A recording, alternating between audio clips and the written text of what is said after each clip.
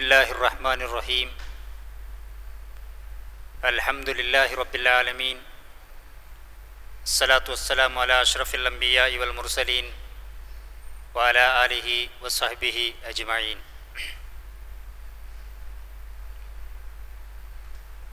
ಗೌರವಾನ್ವಿತ ಸಹೋದರರೇ,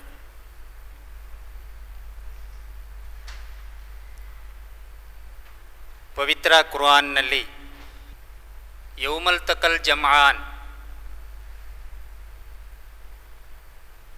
ಎರಡು ಸಂಘಗಳ ಎದುರುಬದುರಾಗುವಿಕೆ, ಎರಡು ಸಂಘಗಳ ಎದುರುಬದುರಾಗುವಿಕೆಯ ದಿನ ಎಂದು ವಿಶೇಷಿಸಲ್ಪಟ್ಟಂತಹ ಬದ್ರ್ ದಿನದ ಒಂದು ಸಂದೇಶವಾಗಿದೆ ಈ ದಿನ ನಿಮ್ಮ ಮುಂದೆ ಇಡಲಿಕ್ಕೆ ಉದ್ದೇಶಿಸಿರುವುದು. ಯೌಮಲ್ ತಕಲ್ ಜಮ್ಆನ್, ಎರಡು ಸಂಘಗಳ ಎದುರುಬದುರಾಗುವಿಕೆ ಅಥವಾ ಅದರ ನಡುವಿನ ದ್ವಂದ್ವ, ಅದರ ನಡುವಿನ ಒಂದು ಹೋರಾಟ, ಇದನ್ನು ಪರಿಶುದ್ಧ ಕುರ್ಆನಿನಲ್ಲಿ ಒಂದು ವಿಶೇಷವಾದಂತಹ ಒಂದು ದಿನವಾಗಿ ಪರಿಗಣಿಸಲ್ಪಟ್ಟು ಅದನ್ನು ಉಲ್ಲೇಖಿಸಲಾಗಿದೆ. ಎರಡು ಸಂಘಗಳು ಅಂದರೆ ಈ ಪ್ರಪಂಚದಲ್ಲಿ ಇರುವಂತಹದ್ದು ಎರಡೇ ಎರಡು. ಅದು ಬದ್ರ್ನ ಕಾಲಘಟ್ಟದಿಂದ ಯೌಮಲ್ ಕಿಯಾಮತ್ವರೆಗೆ, ಕಿಯಾಮತ್ ದಿನದವರೆಗೆ ಎರಡೇ ಎರಡು ಸಂಘಗಳು ಈ ಪ್ರಪಂಚದಲ್ಲಿರುವಂಥದ್ದು. ಅದು ಅಸ್ಹಾಬುಲ್ ಜನ್ನಾ ವ ಅಸ್ಹಾಬುನ್ ನಾರ್, ಸ್ವರ್ಗದ ಒಂದು ಸಂಘ, ಸ್ವರ್ಗದ ಒಂದು ಜನತೆ ಮತ್ತು ನರಕದ ಒಂದು ಜನತೆ ಎಂಬ ಎರಡು ಸಂಘಗಳು. ಸತ್ಯ ಮತ್ತು ಮಿಥ್ಯದ ಎರಡು ಸಂಘಗಳು.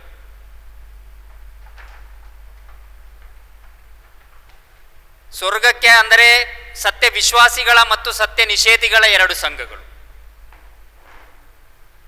ಕಾಲಕಾಲದ ಜೀವನಕ್ಕೆ ಸಂಬಂಧಿಸಿದಂತೆ ಹೇಳುವುದಾದರೆ ಸ್ವರ್ಗದ ಮತ್ತು ನರಕದ ಎರಡು ಸಂಘಗಳು. ಈ ಎರಡು ಸಂಘಗಳು ಪರಸ್ಪರ ಕಂಡುಕೊಂಡಂತಹ ಒಂದು ಸಂದರ್ಭವಾಗಿತ್ತು ಬದ್ರ್ನ ಆ ದಿನ. ಈ ಪ್ರಪಂಚದಲ್ಲಿ ಕೂಡ ಹಾಗೆ ಸ್ವರ್ಗಕ್ಕೆ ಹೋಗುವ ಒಂದು ಸಂಘ, ನರಕಕ್ಕೆ ಹೋಗುವ ಒಂದು ಸಂಘ, ಈ ಎರಡು ಸಂಘಗಳಲ್ಲದೆ ಪ್ರಪಂಚದಲ್ಲಿ ಬೇರೆ ಒಂದು ಸಂಘ ಇಲ್ಲ. ಅಲ್ಲಾಹನು ನಮ್ಮ ಮರಣದ ನಂತರ ಈ ಪ್ರಪಂಚದಲ್ಲಿ ಎಲ್ಲರೂ ಮರಣ ಹೊಂದುತ್ತಾರೆ, ಅದರಲ್ಲಿ ಯಾವುದೇ ಸಂಶಯಗಳಿಲ್ಲ, ಯಾವುದೇ ಭಿನ್ನಾಭಿಪ್ರಾಯಗಳಿಲ್ಲ. ಮರಣ ಹೊಂದಿದ ನಂತರ ಒಂದು ಸಂಘ, ಒಂದು ಗುಂಪು, ಒಂದು ಕೂಟ ಸ್ವರ್ಗಕ್ಕೆ ಹೋಗ್ತದೆ, ಮತ್ತೊಂದು ಕೂಟ ನರಕಕ್ಕೆ ಹೋಗ್ತದೆ. ಆ ಸ್ವರ್ಗ ಮತ್ತು ನರಕದ ಎರಡು ಸಂಘಗಳು, ಸತ್ಯವನ್ನು ವಿಶ್ವಾಸವಿಟ್ಟಂತಹ ಒಂದು ಸಂಘ, ಅಲ್ಲಾಹನನ್ನು ಮಾತ್ರ ವಿಶ್ವಾಸವಿಟ್ಟಂತಹ ಒಂದು ಸಂಘ, ಮತ್ತು ಲಾತ ಹುಜ್ಜಾ ಎಂಬಂತಹ ಇತರ ದೇವತೆಗಳನ್ನು ಅಲ್ಲಾಹನೊಂದಿಗೆ ಸೇರಿಸಿಕೊಂಡು ಶಿರ್ಕ್ ಮಾಡಿದಂತಹ ಮುಶ್ರಿಕ್ಗಳಾದಂತಹ ಮತ್ತೊಂದು ಸಂಘ, ಅಲ್ಲಾಹನು ಮಾತ್ರ ಈ ಪ್ರಪಂಚದ ಆರಾಧ್ಯ, ಅವನನ್ನು ಮಾತ್ರ ಆರಾಧಿಸಬೇಕು ಎಂದು ಹೇಳುವಂತಹ ಒಂದು ಸತ್ಯದ ಒಂದು ಸಂಘ. ಈ ಎರಡು ಸಂಘದ ನಡುವಿನ ಹೋರಾಟವಾಗಿತ್ತು ಬದ್ರ್ ಎಂಬುದು. ಈ ಬದ್ರ್ ಎಂಬುದು ಒಂದು ಕಾಲಘಟ್ಟಕ್ಕೆ ಮಾತ್ರ ಸೀಮಿತವಾದುದಲ್ಲ. ಬದ್ರಿನ ಚರಿತ್ರೆಯನ್ನು ಕುರ್ಆನಿನಿಂದಲೇ ನಾವು ತಿಳಿದುಕೊಳ್ಳುವುದಾದರೆ, ಬದ್ರನ್ನ ಕುರ್ಆನಿನಿಂದಲೇ ನಾವು ತಿಳಿಯುವುದಾದರೆ, ಅದು ಒಂದು ಕಾಲಘಟ್ಟಕ್ಕೆ ಸೀಮಿತವಾದಂತಹ ಒಂದು ಯುದ್ಧವಲ್ಲ. ಅದು ಪ್ರಪಂಚದಲ್ಲಿ ಮನುಷ್ಯನು ಮತ್ತು ಈ ಎರಡು ವರ್ಗಗಳು, ಈ ಎರಡು ಸಂಘಗಳು ಯಾವೆಲ್ಲ ಕಾಲಘಟ್ಟಗಳಲ್ಲಿ ಜೀವಿಸುತ್ತಿರುತ್ತಾವೋ ಆ ಕಾಲಗಳಲ್ಲೆಲ್ಲ ನಡೆಯಬೇಕಾದ, ಅದು ಪುನಃ ಪುನಃ ನಡೆಯಬೇಕಾದಂತಹ ಒಂದು ಕ್ರಮವಾಗಿರ್ತದೆ, ಒಂದು ಯುದ್ಧವಾಗಿರ್ತದೆ. ಅದು ಒಂದು ಕಾಲಕ್ಕೆ ಮಾತ್ರ ಸೀಮಿತವಾಗದೆ ಅದು ಪುನರ್ಜನ್ಮವನ್ನು ಪಡೆಯುತ್ತಾ ವಿವಿಧ ಕಾಲಘಟ್ಟಗಳಲ್ಲಿ ಸತ್ಯ ಮತ್ತು ಮಿಥ್ಯೆಗಳ ನಡುವಿನ ಯುದ್ಧಗಳು ನಡೆಯುತ್ತಾ ಇರುವಂತಹ ಒಂದು ಕ್ರಮವಾಗಿದೆ ಅಲ್ಲಾಹನು ನಮಗೆ ನೀಡಿದಂತಹ ಒಂದು ಕ್ರಮ ಬದ್ರ್ ಎಂಬುದು. ನಮಗೆ ಗೊತ್ತಿದೆ ಪ್ರವಾದಿ ಮುಹಮ್ಮದ್ ಮುಸ್ತಫಾ ಸಲ್ಲಲ್ಲಾಹು ಅಲೈಹಿ ವಸಲ್ಲಮರವರು, ಅಂತ್ಯ ಪ್ರವಾದಿ ಮುಹಮ್ಮದ್ ಮುಸ್ತಫಾ ಸಲ್ಲಲ್ಲಾಹು ಅಲೈಹಿ ವಸಲ್ಲಮರವರು ಪ್ರವಾದಿತ್ವ ದೊರಕಿದ ನಂತರದ 13 ವರ್ಷಗಳ ಕಾಲ ಮಕ್ಕಾದಲ್ಲಿ ನಡೆಸಿದ ಆಶಯ ಆದರ್ಶಗಳ ಪ್ರಚಾರವು ಮಕ್ಕಾದಲ್ಲಿರುವಂತಹ ಧರ್ಮ, ಸಂಸ್ಕೃತಿ, ರಾಜಕೀಯ ಹಾಗೂ ಆರ್ಥಿಕ ಕ್ಷೇತ್ರಗಳಲ್ಲಿ ಮಹತ್ತರವಾದಂತಹ ಬದಲಾವಣೆಯನ್ನುಂಟು ಮಾಡಿತು. ಪ್ರವಾದಿ ಸಲ್ಲಲ್ಲಾಹು ಅಲೈಹಿ ವಸಲ್ಲಮರ ನುಬುವತ್ತಿನ ನಂತರ, ಪ್ರವಾದಿತ್ವ ಲಬ್ಧಿಗೆ ನಂತರ ಪ್ರವಾದಿ ಸಲ್ಲಲ್ಲಾಹು ಅಲೈಹಿ ವಸಲ್ಲಮರ ಏನು ಏಕದೇವ ವಿಶ್ವಾಸವಿದೆಯೋ, ಏನು ಅಲ್ಲಾಹನು ಅಂಗೀಕರಿಸಿಕೊಟ್ಟಂತಹ ಇಸ್ಲಾಂ ಇದೆಯೋ, ಆ ಇಸ್ಲಾಮನ್ನು ಪರಿಚಯಿಸಿಕೊಡುವಾಗ ಅಂದಿನ ಕಾಲಘಟ್ಟದಲ್ಲಿದ್ದಂತಹ ಅರೇಬಿಯಾದಲ್ಲಿದ್ದಂತಹ ಕುರೈಶಿಗಳ ಮಧ್ಯೆ ಇದ್ದಂತಹ ಅವರ ಧರ್ಮ, ಅವರ ಸಂಸ್ಕೃತಿ, ಅವರ ರಾಜಕೀಯ, ಅವರ ಆರ್ಥಿಕತೆ, ಅವರ ಸಾಮಾಜಿಕತೆ ಎಲ್ಲವೂ ಎಲ್ಲ ಕ್ಷೇತ್ರಗಳಲ್ಲೂ ಒಂದು ಮಾರ್ಪಾಡು ಮಾಡುವಂತಹ, ಅದರಲ್ಲಿ ಒಂದು ಮಾರ್ಪಾಡು ಮಾಡುವಂತಹ ಒಂದು ಕಾರ್ಯಕ್ರಮವಾಗಿತ್ತು ಪ್ರವಾದಿ ಸಲ್ಲಲ್ಲಾಹು ಅಲೈಹಿ ವಸಲ್ಲಮರವರು ಕೊಟ್ಟದ್ದು. ಇಂತಹ ಮಹತ್ತರವಾದಂತಹ ಮಾರ್ಪಾಡುಗಳನ್ನುಂಟು ಮಾಡಿದಂತಹ ಪ್ರವಾದಿಯ ಜೀವನವನ್ನು, ಪ್ರವಾದಿಯ ಜೀವವನ್ನು, ಪ್ರವಾದಿಯನ್ನು ಅಂಗೀಕರಿಸಿದಂತಹ ಅನುಯಾಯಿಗಳ ಜೀವನವನ್ನು ಕುರೈಶಿಗಳು ಬಹಳ ಸಂದೇಹದಿಂದ, ಬಹಳ ಆಕ್ರಮಣಕಾರಿಯಾದಂತಹ ನೋಟದಿಂದ ಅವರು ನೋಡತೊಡಗಿದರು.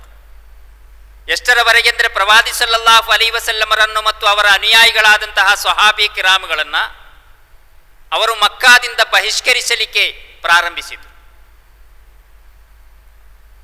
ಚಿಕ್ಕ ಪುಟ್ಟ ಲಡಾಯಿಗಳಾದವು, ಚಿಕ್ಕ ಪುಟ್ಟ ಘರ್ಷಣೆಗಳು ನಡೆದವು, ಅದೇ ರೀತಿ ಅವಹೇಳನಗಳು ನಡೆದವು, ಟೀಕೆಗಳು ಟಿಪ್ಪಣಿಗಳು ನಡೆದವು. ಕೊನೆಗೆ ಅವರನ್ನು ಬಹಿಷ್ಕರಿಸಲು ಹಾಗೂ ಅವರನ್ನು ಹೊರತಳ್ಳಲಿಕ್ಕೆ ಕುರೈಶಿಗಳು ಉಪಾಯಗಳನ್ನು ಹೂಡಿದರು. ಕುರೈಶಿಗಳು ಜನ್ಮನಾಡಿನಿಂದ ತಮ್ಮನ್ನು ಬಹಿಷ್ಕರಿಸಲಿಕ್ಕೆ ಇರುವಂತಹ ಕಾರಣಗಳನ್ನು ಕೇಳಿದ. ಯಾಕೆ ಈ ಕುರೈಶಿಗಳು ಪ್ರವಾದಿ ಮುಹಮ್ಮದ್ ಮುಸ್ತಫಾ ಸಲ್ಲಲ್ಲಾಹು ಅಲೈಹಿ ವಸಲ್ಲಮರನ್ನ ಮತ್ತು ಅವರ ಅನುಯಾಯಿಗಳನ್ನು ಯಾಕೆ ಬಹಿಷ್ಕರಿಸುತ್ತಾರೆ ಎಂಬುದಕ್ಕೆ ಕಾರಣಗಳನ್ನು ಕೇಳಿದಂತಹ ನಜ್ಜಾಶಿ ರಾಜ Jafar bin Sadiq, Jafar bin Abi Talib ರಲಿಯಲ್ಲಾಹು ಅನ್ಹುರೊಂದಿಗೆ ಒಂದು ದೀರ್ಘವಾದಂತಹ ಒಂದು ಸಂಭಾಷಣೆಯನ್ನು ನಡೆಸ್ತಾರೆ. ಆ ಸಂಭಾಷಣೆಯಿಂದಲೇ ನಮಗೆ ಮನದಟ್ಟಾಗ್ತದೆ ಅದು ಎಷ್ಟು ದೊಡ್ಡ ಮಾರ್ಪಾಟುಗಳನ್ನು ಏಕದೈವ ವಿಶ್ವಾಸದ ಒಂದು ಘೋಷಣೆಯಿಂದಾಗಿ ಮಕ್ಕಾದಲ್ಲಿ ನಡೆದಿದೆ ಎಂಬುದನ್ನು ನಮಗೆ ಮನದಟ್ಟು ಮಾಡಲಿಕ್ಕೆ ಸಾಧ್ಯವಾಗ್ತದೆ. ಈ ರೀತಿಯಲ್ಲಿ ಬಹಳ ಮಹತ್ತರವಾದ, ಬಹಳ ದೊಡ್ಡ ಒಂದು ಬದಲಾವಣೆಯನ್ನು, ಬಹಳ ಒಂದು ಚೇಂಜಸ್ಸನ್ನು ಪ್ರವಾದಿ ಸಲ್ಲಲ್ಲಾಹು ಅಲೈಹಿ ವಸಲ್ಲಮರ ಆ ನುಬುವತ್ತಿನ ಶೇಷದ ಪ್ರವಾದಿತ್ವ ಲಬ್ಧಿಗೆ ಅದರ ನಂತರದ ಕಾಲಘಟ್ಟಗಳಲ್ಲಿ, ಪ್ರವಾದಿ ಸಲ್ಲಲ್ಲಾಹು ಅಲೈಹಿ ವಸಲ್ಲಮರ ಆ ಕಾಲಘಟ್ಟಗಳಲ್ಲಿ ಕುರೈಶಿಗಳಿಗೆ ಅದು ವೇದ್ಯವಾಯಿತು. ಅದಕ್ಕಾಗಿ ಅವರು ಬಹಿಷ್ಕರಿಸ್ತಾ ಇದ್ರು. ಗೋತ್ರ ಪ್ರಮುಖರಿಗೂ ನಾಡಿನ ಶ್ರೀಮಂತರಿಗೂ ತಮ್ಮ ಕಾರ್ಯ ಸಾಧನೆಗೆ ಇನ್ನು ಮುಂದೆ ತೊಡಕಾಗುತ್ತದೆ ಎಂದು ಮನಗಂಡು ಅವರು ಪ್ರವಾದಿ ಸಲ್ಲಲ್ಲಾಹು ಅಲೈಹಿ ವಸಲ್ಲಮರನ್ನು, ಅವರ ಅನುಯಾಯಿಗಳನ್ನು ಪೀಡಿಸತೊಡಗಿತು. ಬಿಲಾಲ್, ಅಮ್ಮಾರ್, ಯಾಸಿರ್, ಸುಮಯ್ಯ ಮೊದಲಾದ ಸತ್ಯವಿಶ್ವಾಸಿಗಳು, ಸತ್ಯವಿಶ್ವಾಸಿನಿಯರು ಅವರು ಗುಲಾಮರಾಗಿದ್ದ ಕಾರಣ ಅಲ್ಲಿನ ಹಲವರನ್ನು ಅವರು ಪೀಡಿಸಿದರು, ಕುರೈಶಿಗಳು ಪೀಡಿಸಿದರು. ಪ್ರವಾದಿ ಸಲ್ಲಲ್ಲಾಹು ಅಲೈಹಿ ವಸಲ್ಲಮರ ಅನುಯಾಯಿಯಾದ ಒಂದೇ ಒಂದು ಕಾರಣಕ್ಕೆ ಅವರು ಪೀಡಿಸಿದರು. ಅವರು ಪೀಡನೆಗೊಳಗಾದರು, ದೌರ್ಜನ್ಯಕ್ಕೊಳಗಾದರು. ಬಿಲಾಲ್, ಅಮ್ಮಾರ್, ಯಾಸಿರ್, ಸುಮಯ್ಯ ಮುಂತಾದ ಅದೇ ರೀತಿ ಅರಬಿಗಳ, ಕುರೈಶಿಗಳ ದಾಸರಾಗಿದ್ದ, ಗುಲಾಮರಾಗಿದ್ದ ಕಾರಣಕ್ಕಾಗಿ ಅವರ ಯಜಮಾನರು ಅವರನ್ನು ಪೀಡಿಸತೊಡಗಿದರು. ಉಸ್ಮಾನ್ ರಲಿಯಲ್ಲಾಹು ಅನ್ಹು, ಸಅದ್ ರಲಿಯಲ್ಲಾಹು ಅನ್ಹು, ಮುಸಾಬ್ ರಲಿಯಲ್ಲಾಹು ಅನ್ಹು ಮುಂತಾದವರು ಅವರ ಬಂಧುಗಳಿಂದ ಮರ್ದನಕ್ಕೊಳಗಾದರು, ಪೀಡನೆಗೊಳಗಾದರು. ಪ್ರವಾದಿ ಸಲ್ಲಲ್ಲಾಹು ಅಲೈಹಿ ವಸಲ್ಲಮರಿಗೆ ಹಾಶಿಮ್, ಮುತ್ತಲಿಬ್ ಗೋತ್ರದವರ ರಕ್ಷಣೆ ಸಿಕ್ಕಿತ್ತು ಪ್ರವಾದಿ ಸಲ್ಲಲ್ಲಾಹು ಅಲೈಹಿ ವಸಲ್ಲಮರವರಿಗೆ. ಅದೇ ರೀತಿ ಬಂಧು ಬಲವಿದ್ದವರು, ಬಂಧುಗಳು ಇದ್ದವರು, ಅಂತಹ ಅವರನ್ನ ಕುರೈಶಿಗಳು ಸುಮ್ಮನೆ ಬಿಟ್ಟರು. ಕೆಲವು ಗುಲಾಮರನ್ನು ಹಜರತ್ ಅಬೂಬಕರ್ ಸಿದ್ದೀಕ್ ರಲಿಯಲ್ಲಾಹು ಅನ್ಹುರವರು ಬೆಲೆ ಕೊಟ್ಟು ಖರೀದಿಸಿ ನಂತರ ವಿಮೋಚನೆಗೊಳಿಸಿದ್ದರಿಂದ ಅವರ ಮೇಲಿನ ದೌರ್ಜನ್ಯಗಳು ಕೂಡ ಕಡಿಮೆಯಾಯಿತು. ಕೊನೆಗೆ ಉಸ್ಮಾನ್ ರಲಿಯಲ್ಲಾಹು ಅನ್ಹುರಂತವರನ್ನ, ಅಂತಹ ಸಹಾಬಿಗಳನ್ನ ಪ್ರವಾದಿ ಸಲ್ಲಲ್ಲಾಹು ಅಲೈಹಿ ವಸಲ್ಲಮರವರು ಇಥಿಯೋಪಿಯಕ್ಕೆ ವಲಸೆ ಕಳುಹಿಸಿ ದೌರ್ಜನ್ಯದಿಂದ ಪಾರು ಮಾಡಿದರು. ಅದೂ ಅಲ್ಲದೆ ಪ್ರವಾದಿತ್ವದ 5ನೇ ವರ್ಷದಲ್ಲಿ ಹಜರತ್ ಉಮರ್ ರಲಿಯಲ್ಲಾಹು ಅನ್ಹುರವರು ಇಸ್ಲಾಂ ಸ್ವೀಕರಿಸಿದ್ದರಿಂದ ಕುರೈಶಿಗಳು ಆಕ್ರಮಣದಿಂದ ಹಿಂಜರಿದರು. ಯಾಕೆಂದರೆ ಬಹಳ ದೊಡ್ಡ ಪ್ರಮುಖರಾಗಿದ್ದರು ಹಜರತ್ ಉಮರ್ ರಲಿಯಲ್ಲಾಹು ಅನ್ಹು. ಉಮರ್ ರಲಿಯಲ್ಲಾಹು ಅನ್ಹು ಇಸ್ಲಾಂ ಸ್ವೀಕರಿಸಿದ ನಂತರ ಮುಸ್ಲಿಮರ ವಿರುದ್ಧ ಕತ್ತಿ ಮಸೆಯಲಿಕ್ಕೆ ಅವರಿಗೆ ಸಾಧ್ಯವಾಗಲಿಲ್ಲ. ಅವರು ಹೆದರಿದ್ರು, ಅವರು ಹಿಂದಕ್ಕೆ ಸರಿದರು. ಆದರೂ ಅವರು ಪ್ರವಾದಿಯನ್ನ ಸಲ್ಲಲ್ಲಾಹು ಅಲೈಹಿ ವಸಲ್ಲಂ ರವರನ್ನ ಸಾಹಿರ್, ಕದ್ದಾಬ್, ಮಜ್ನೂನ್ ಎಂಬ ಕೆಟ್ಟ ಹೆಸರಿನಿಂದ ಅವಹೇಳನ ಮಾಡಿದರು. ಅವರು ಕೆಲವು ಕಡೆ ದೇಹಾಕ್ರಮಣದಂತಹ, ಘರ್ಷಣೆಗಳಂತಹ ಬಿಡಿ ಘಟನೆಗಳು ನಡೆದವು. ಪ್ರವಾದಿ ಸಲ್ಲಲ್ಲಾಹು ಅಲೈಹಿ ವಸಲ್ಲಮರನ್ನ ಕೊಲೆ ವಧಿಸಬೇಕೆಂಬಂತಹ ರಹಸ್ಯ ತೀರ್ಮಾನಗಳು ಕೂಡ ಆ ಘಟ್ಟಗಳಲ್ಲಿ ನಡೆದವು. ಅವರ ಕಡೆಯಿಂದ, ಕುರೈಶಿಗಳ ಕಡೆಯಿಂದ ನಡೆಯಿತು. ಮಕ್ಕಾದಲ್ಲಿ ಇಸ್ಲಾಮಿನ ಸಂದೇಶ ಹರಡುತ್ತಿರುವಾಗ, ತಮ್ಮ ಜನ್ಮನಾಡಿನಲ್ಲಿಯೇ ರಕ್ಷಣೆ ಇಲ್ಲದಾದಾಗ ಪ್ರವಾದಿ ಸಲ್ಲಲ್ಲಾಹು ಅಲೈಹಿ ವಸಲ್ಲಮರವರು ಮತ್ತು ಅನುಯಾಯಿಗಳು ಮಕ್ಕಾ ಬಿಟ್ಟು ಮದೀನಕ್ಕೆ ಪಲಾಯನ ಮಾಡಲು ಅಣಿಯಾದರು. ನಾನು ಬದ್ರ್ ಸಂದೇಶದ ಅದರ ಒಂದು ಹಿನ್ನೆಲೆಯನ್ನ ವಿವರಿಸ್ತಾ ಇದ್ದೇನೆ. ಪ್ರವಾದಿ ಇದು ಬಹಳ ಬಹಳ ದೊಡ್ಡ ವಿಸ್ತಾರವಾಗಿ, ವಿಶಾಲವಾಗಿ ಮಾತನಾಡುವಂತಹ ವಿಷಯ. ಇಸ್ಲಾಮಿನ ಸಂದೇಶವನ್ನು ಹರಡುತ್ತಾ ಇರುವಾಗ ತಮ್ಮ ಜನ್ಮನಾಡಿನಲ್ಲಿಯೇ ಇದು ನಮಗೆ ಕೂಡ ಅನ್ವಯಿಸುತ್ತದೆ. ಯಾವ ಒಂದು ಬಲಿಷ್ಠವಾದಂತಹ, ಒಂದು ಸತ್ಯವಾದಂತಹ ಒಂದು ಸಂದೇಶವನ್ನ ನಾವು ಕೊಡಲಿಕ್ಕೆ ಪ್ರಾರಂಭಿಸುವುದಾದರೆ ಖಂಡಿತವಾಗಿಯೂ ನಮ್ಮ ಜನ್ಮನಾಡಿನಲ್ಲಿಯೇ ಅದಕ್ಕೆ ವಿರೋಧಗಳು ಉಂಟಾಗುತ್ತದೆ ಎಂಬುದಕ್ಕೆ ಒಂದು ಉದಾಹರಣೆಯಾಗಿರುತ್ತದೆ. ಒಂದು ಸತ್ಯವನ್ನ, ಅದು ಯಾವಾಗಲೂ ಕಹಿಯಾಗಿರುತ್ತದೆ. ಅದನ್ನ ಎಲ್ಲರೂ ಅಂಗೀಕರಿಸಲಿಕ್ಕೆ ಬಹಳ ಸಮಯ ಬೇಕಾಗ್ತದೆ. ಬಹಳ ಬೇಗನೆ, ಬಹಳ ಪಕ್ಕನೆ ಜನರು ಅದನ್ನು ಅಂಗೀಕರಿಸಿಕೊಂಡು ಆ ಸತ್ಯವನ್ನ ಅನುಮೋದಿಸಲಿಕ್ಕೆ ತಯಾರಿರುವುದಿಲ್ಲ. ಲಾ ಇಲಾಹ ಇಲ್ಲಲ್ಲಾ ಎಂಬ, ಅಲ್ಲಾಹನಲ್ಲದೆ ಆರಾಧ್ಯನಿಲ್ಲ ಎಂಬಂತಹ ಒಂದು ಕಟು ಸತ್ಯವನ್ನ ಈ ಪ್ರಪಂಚದಲ್ಲಿ, ಈ ಪ್ರಪಂಚದ ಕೊನೆಯವರೆಗೆ ಉಳಿಯುವಂತಹ ಒಂದು ಕಟು ಸತ್ಯವನ್ನ ಪ್ರವಾದಿ ಸಲ್ಲಲ್ಲಾಹು ಅಲೈಹಿ ವಸಲ್ಲಂ ಅವರು ಹರಡಿದ ಕಾರಣಕ್ಕಾಗಿ ಅವರು ತಮ್ಮ ಜನ್ಮನಾಡಿನಲ್ಲಿಯೇ ರಕ್ಷಣೆ ಇಲ್ಲದಾಯಿತು. ಅವರನ್ನು ಅಂಗೀಕರಿಸಿದಂತಹ ಸಹಾಬಿಗಳಿಗೆ ರಕ್ಷಣೆ ಇಲ್ಲದಾಯಿತು. ಅವರು ಮಕ್ಕಾವನ್ನ ಬಿಟ್ಟು ಮದೀನಕ್ಕೆ ಪಲಾಯನ ಮಾಡಬೇಕಾಗಿ ಬಂತು. ಅದಕ್ಕಾಗಿ ಅವರು ನಿರ್ಬಂಧಿತರಾದರು. ಪ್ರವಾದಿ ಸಲ್ಲಲ್ಲಾಹು ಅಲೈಹಿ ವಸಲ್ಲಮರಲ್ಲಿ ಆಶೆಗಳು, ರಹಮತ್ತುಗಳು, ಕಾರುಣ್ಯಗಳು ಅದು ಕುಂತಿರಲಿಲ್ಲ.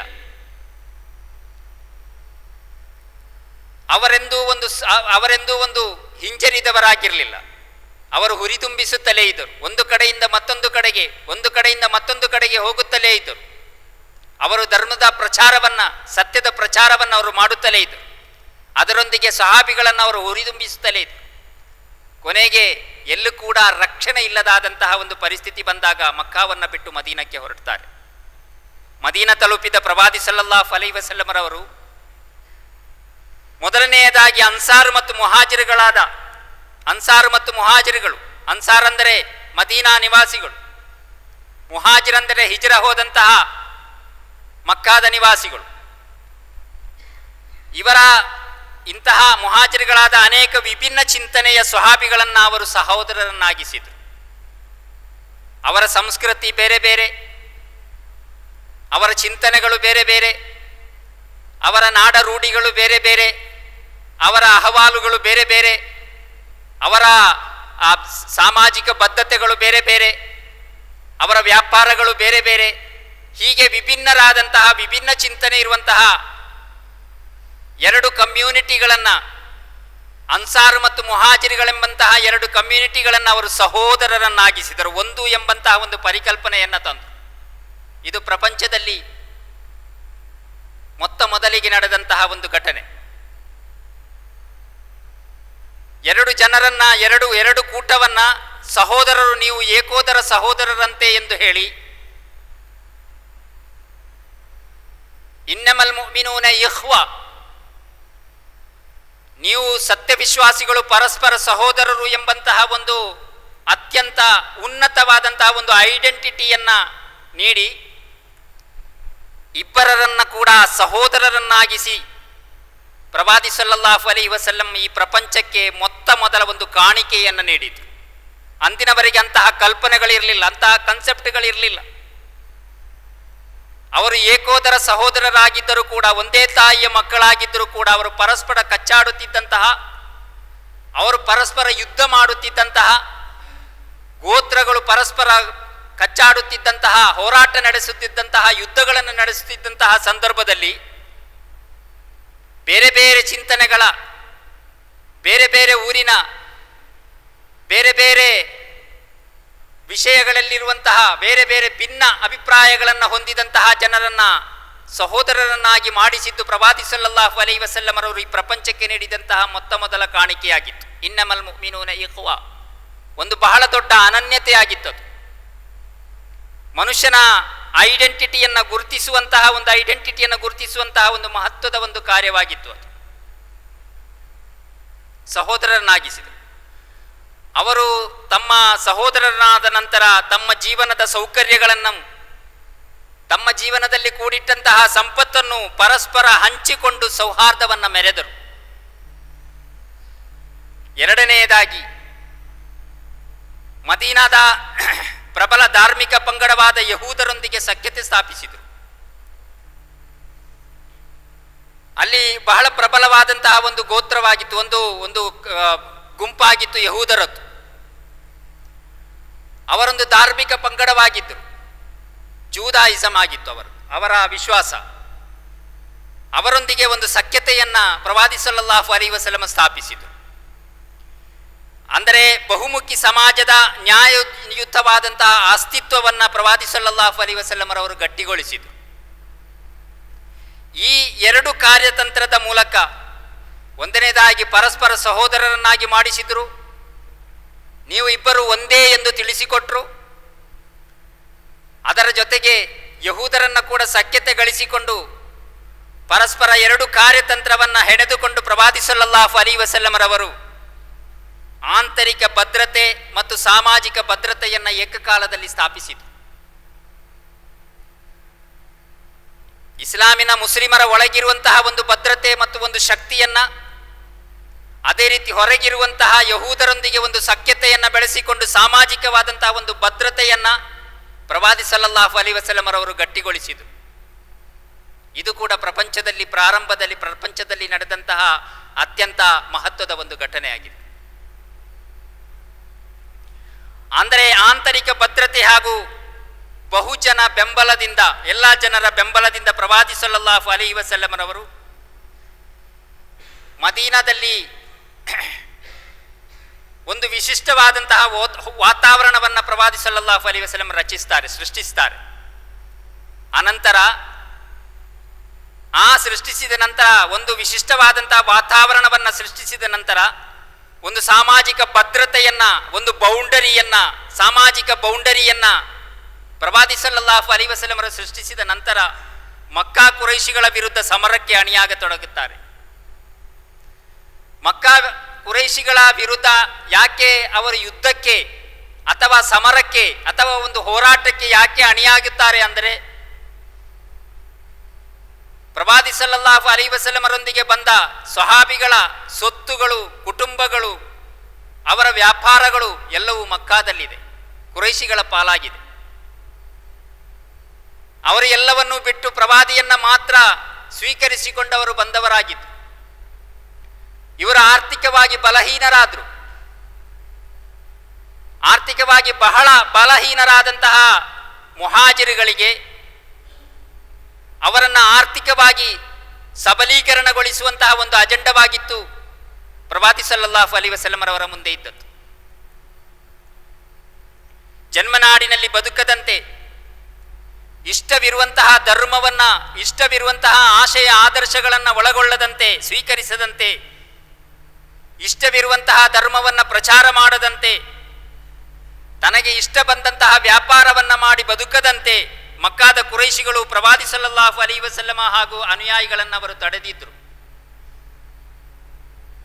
ಈ ಪರಿಸ್ಥಿತಿ, ಇಂದಿನ ಪರಿಸ್ಥಿತಿಯನ್ನು ನೀವೊಮ್ಮೆ ನೋಡಿ. ಇದನ್ನು ಒಮ್ಮೆ ತಾರತಮ್ಯ ಮಾಡಲಿಕ್ಕೆ ಆಗುತ್ತದೋ ಎಂದು ನೀವು ಒಮ್ಮೆ ಪರಿಶೋಧನೆ ಮಾಡಿ, ಪರೀಕ್ಷಿಸಿ ನೋಡಿ. ನಮ್ಮ ಆಶಯವನ್ನ, ನಮ್ಮ ಆದರ್ಶವನ್ನ ನಮಗೆ ಪ್ರಾಕ್ಟೀಸ್ ಮಾಡಲಿಕ್ಕೆ ಆಗುತ್ತದೋ ಈ ಕಾಲಘಟ್ಟದಲ್ಲಿ? ನಾವು ಇಷ್ಟ ಬಂದ ಆರಾಧನಾಲಯಗಳನ್ನು ನಮಗೆ ಕಟ್ಟಲಿಕ್ಕೆ ಸಾಧ್ಯವಿದೆಯೋ, ಅಥವಾ ಇರುವ ಆರಾಧನಾಲಯಗಳಲ್ಲಿ ಆರಾಧನೆ ಮಾಡಲಿಕ್ಕೆ ನಮಗೆ ಸಾಧ್ಯವಿದೆಯಾ?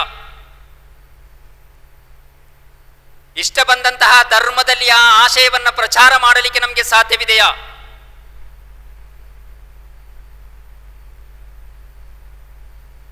ಹೀಗೆ ನಮಗೆ ನಮ್ಮ ಸಂಪತ್ತನ್ನ ಹಲಾಲಾದ ರೀತಿಯಲ್ಲಿ, ನಮಗೆ ಇಷ್ಟ ಬಂದ ರೀತಿಯಲ್ಲಿ ನಮಗೆ ಸಂಪತ್ತನ್ನು ಕ್ರೋಢೀಕರಿಸಲಿಕ್ಕೆ ನಮಗೆ ಸಾಧ್ಯವಾಗ್ತದೋ, ಅಥವಾ ಆರ್ಥಿಕ ಸಬಲೀಕರಣವನ್ನು ಮಾಡಲಿಕ್ಕೆ ನಮಗೆ ಸಾಧ್ಯವಿದೆಯಾ? ಇದೆಲ್ಲದರಿಂದ ಪ್ರವಾದಿ ಸಲ್ಲಲ್ಲಾಹು ಅಲೈಹಿ ವಸಲ್ಲಮರ ಕಾಲಘಟ್ಟದಲ್ಲಿ ಕುರೈಶಿಗಳು ಸ್ವಹಾಬಿಗಳನ್ನ, ಮುಸ್ಲಿಮರನ್ನ ಮತ್ತು ಪ್ರವಾದಿಯನ್ನ ಯಾವ ರೀತಿಯಲ್ಲಿ ತಡೆದಿದ್ದರು, ಅದಕ್ಕೆ ಭಿನ್ನವಲ್ಲದಂತಹ ಒಂದು ಪರಿಸ್ಥಿತಿ ಒಂದು ಕಾಲಘಟ್ಟದಲ್ಲಿ ಕೂಡ ನಾವಿದ್ದೆ. ಪ್ರವಾದಿ ಸಲ್ಲಲ್ಲಾಹು ಅಲೈಹಿ ವಸಲ್ಲಮರು ಯಾವ ರೀತಿ ಇದಕ್ಕೆ ಪರಿಹಾರ ಕಂಡುಕೊಂಡರು, ಅದೇ ಪರಿಹಾರವಾಗಿರುತ್ತದೆ ಎಲ್ಲ ಕಾಲಘಟ್ಟಗಳಲ್ಲಿ ಕೂಡ ನಾವು ಕಂಡುಕೊಳ್ಳಬೇಕಾದದ್ದು. ಇದಾಗಿರ್ತದೆ ಬದರ್ನ ಸಂದೇಶ. ಹಿಜ್ರ 2ನೇ ವರ್ಷದ ಚಳಿಗಾಲ ಆರಂಭವಾಗ್ತದೆ. ಅಬೂ ಸುಫಿಯಾನರ ನಾಯಕತ್ವದಲ್ಲಿ ಒಂದು ದೊಡ್ಡ ವ್ಯಾಪಾರ ಸಂಘ ಶಾಮ್ಗೆ ಹೊರಡುತ್ತದೆ. ಇದನ್ನು ತಿಳಿದ ಪ್ರವಾದಿ ಸಲ್ಲಲ್ಲಾಹು ಅಲೈಹಿ ವಸಲ್ಲಮರವರು ಮತ್ತು ಒಂದು ಕಿರು ಸಂಘವನ್ನ ಅವರನ್ನು ಗುರಿಯಾಗಿಸಿ ದುಲ್ ಉಶೈರ್ ಎಂಬ ಸ್ಥಳಕ್ಕೆ ಅವರನ್ನು ಕಳುಹಿಸ್ತದೆ. ಪ್ರವಾದಿ ಸಲ್ಲಲ್ಲಾಹು ಅಲೈಹಿ ವಸಲ್ಲಮರು ಕಳುಹಿಸ್ತಾರೆ. ಅಬು ಸುಫಿಯಾನರ ಒಂದು ತಂಡ ಕುರೈಶಿಗಳ ವ್ಯಾಪಾರಕ್ಕಾಗಿ ಸಾಮಗ್ರಿಗಳನ್ನು ಶಾಮನಿಂದ ತರಲಿಕ್ಕೆ ಮತ್ತು ಅಲ್ಲಿ ಕೊಡಲಿಕ್ಕೆ ಇರುವಂತಹ ಸಾಮಗ್ರಿಗಳನ್ನು ತುಂಬಿಕೊಂಡು, ಹಣವನ್ನು ತುಂಬಿಕೊಂಡು ಶಾಮಿಗೆ ಹೊರಡುತ್ತದೆ. ಅಲ್ಲಿಂದ ಹೊರಡುವಂತಹ ಸಂದರ್ಭದಲ್ಲಿ ಅದು ಬಹಳಷ್ಟು ಮೊತ್ತದ ಸಾಮಗ್ರಿಗಳಾಗಿರ್ತದೆ. ವ್ಯಾಪಾರ ಸಂಘ ಕೊಂಡು ಹೋಗುವಂತಹದ್ದು. ಪ್ರವಾದಿ ಸಲ್ಲಲ್ಲಾಹು ಅಲೈಹಿ ವಸಲ್ಲಮರ ಮುಂದೆ ಕೆಲವು ಅಜೆಂಡಗಳಿವೆ. ಮುಸ್ಲಿಮರ ಸೊತ್ತುಗಳನ್ನು ಹಿಡಿದಿಟ್ಟ ಕುರೈಶಿಗಳಿಂದ ಅದನ್ನು ಮರಳಿ ಪಡೆಯುವುದು. ಮಕ್ಕಾದಲ್ಲಿ ಮುಸ್ಲಿಮರ ಸೊತ್ತುಗಳನ್ನು ಹಿಡಿದಿಟ್ಟಿದ್ದಾರೆ, ಅದನ್ನು ಲಪಟಾಯಿಸಿದ್ದಾರೆ, ಅದನ್ನು ಮರಳಿ ಪಡೆಯುವುದು. ಕುರೈಶಿಗಳ ಆರ್ಥಿಕ ಸ್ಥಿತಿಯನ್ನ ದುರ್ಬಲಗೊಳಿಸುವುದು, ಮಕ್ಕಾದ ಮುಶ್ರಿಕರ ಆರ್ಥಿಕ ಸ್ಥಿತಿಯನ್ನ ದುರ್ಬಲಗೊಳಿಸುವುದು, ಅದೇ ರೀತಿ ಮುಸ್ಲಿಮರ ಆರ್ಥಿಕ ಸ್ಥಿತಿಯನ್ನು ಉತ್ತಮಗೊಳಿಸುವುದು ಮುಂತಾದ ಕೆಲವು ಅಜೆಂಡಗಳು ಪ್ರವಾದಿ ಸಲ್ಲಲ್ಲಾಹು ಅಲೈಹಿ ವಸಲ್ಲಮರ ಮುಂದೆ ಇತ್ತು. ಆದರೆ ಅಬು ಸುಫಿಯಾನ್ ಅವರ ತಂಡ ಆ ಜಾಗಕ್ಕೆ ತಲುಪುವುದಕ್ಕಿಂತ ಮೊದಲೇ 2 ದಿನ ಮೊದಲೇ ವ್ಯಾಪಾರಿ ಸಂಘ ಆ ಜಾಗ ದಾಟಿ ಹೋಗಿ ಆಗಿತ್ತು. ಅಬು ಸುಫಿಯಾನರ ವ್ಯಾಪಾರಿ ಸಂಘ ಶಾಮ್ಗೆ ಹೊರಟಾಗಿತ್ತು. ಆದುದರಿಂದ ಪ್ರವಾದಿ ಸಲ್ಲಲ್ಲಾಹು ಅಲೈಹಿ ವಸಲ್ಲಂ ಅಲ್ಲಿ ಬೇರೊಂದು ತೀರ್ಮಾನ ತಗೊಳ್ಳುತ್ತಾರೆ. ಅವರು ಹಿಂದೆ ಬರುವಾಗ ಅವರನ್ನ ಕಾದು ಕುಳಿತುಕೊಂಡು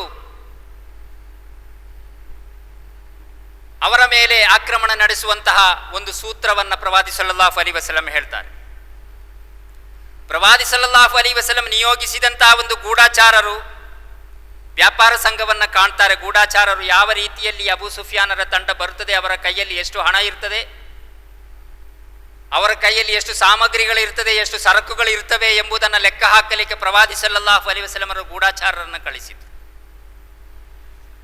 50,000ದಷ್ಟು ಸ್ವರ್ಣ ದೀನಾರುಗಳನ್ನು ಅವರು ಹೊಂದಿದ್ರು.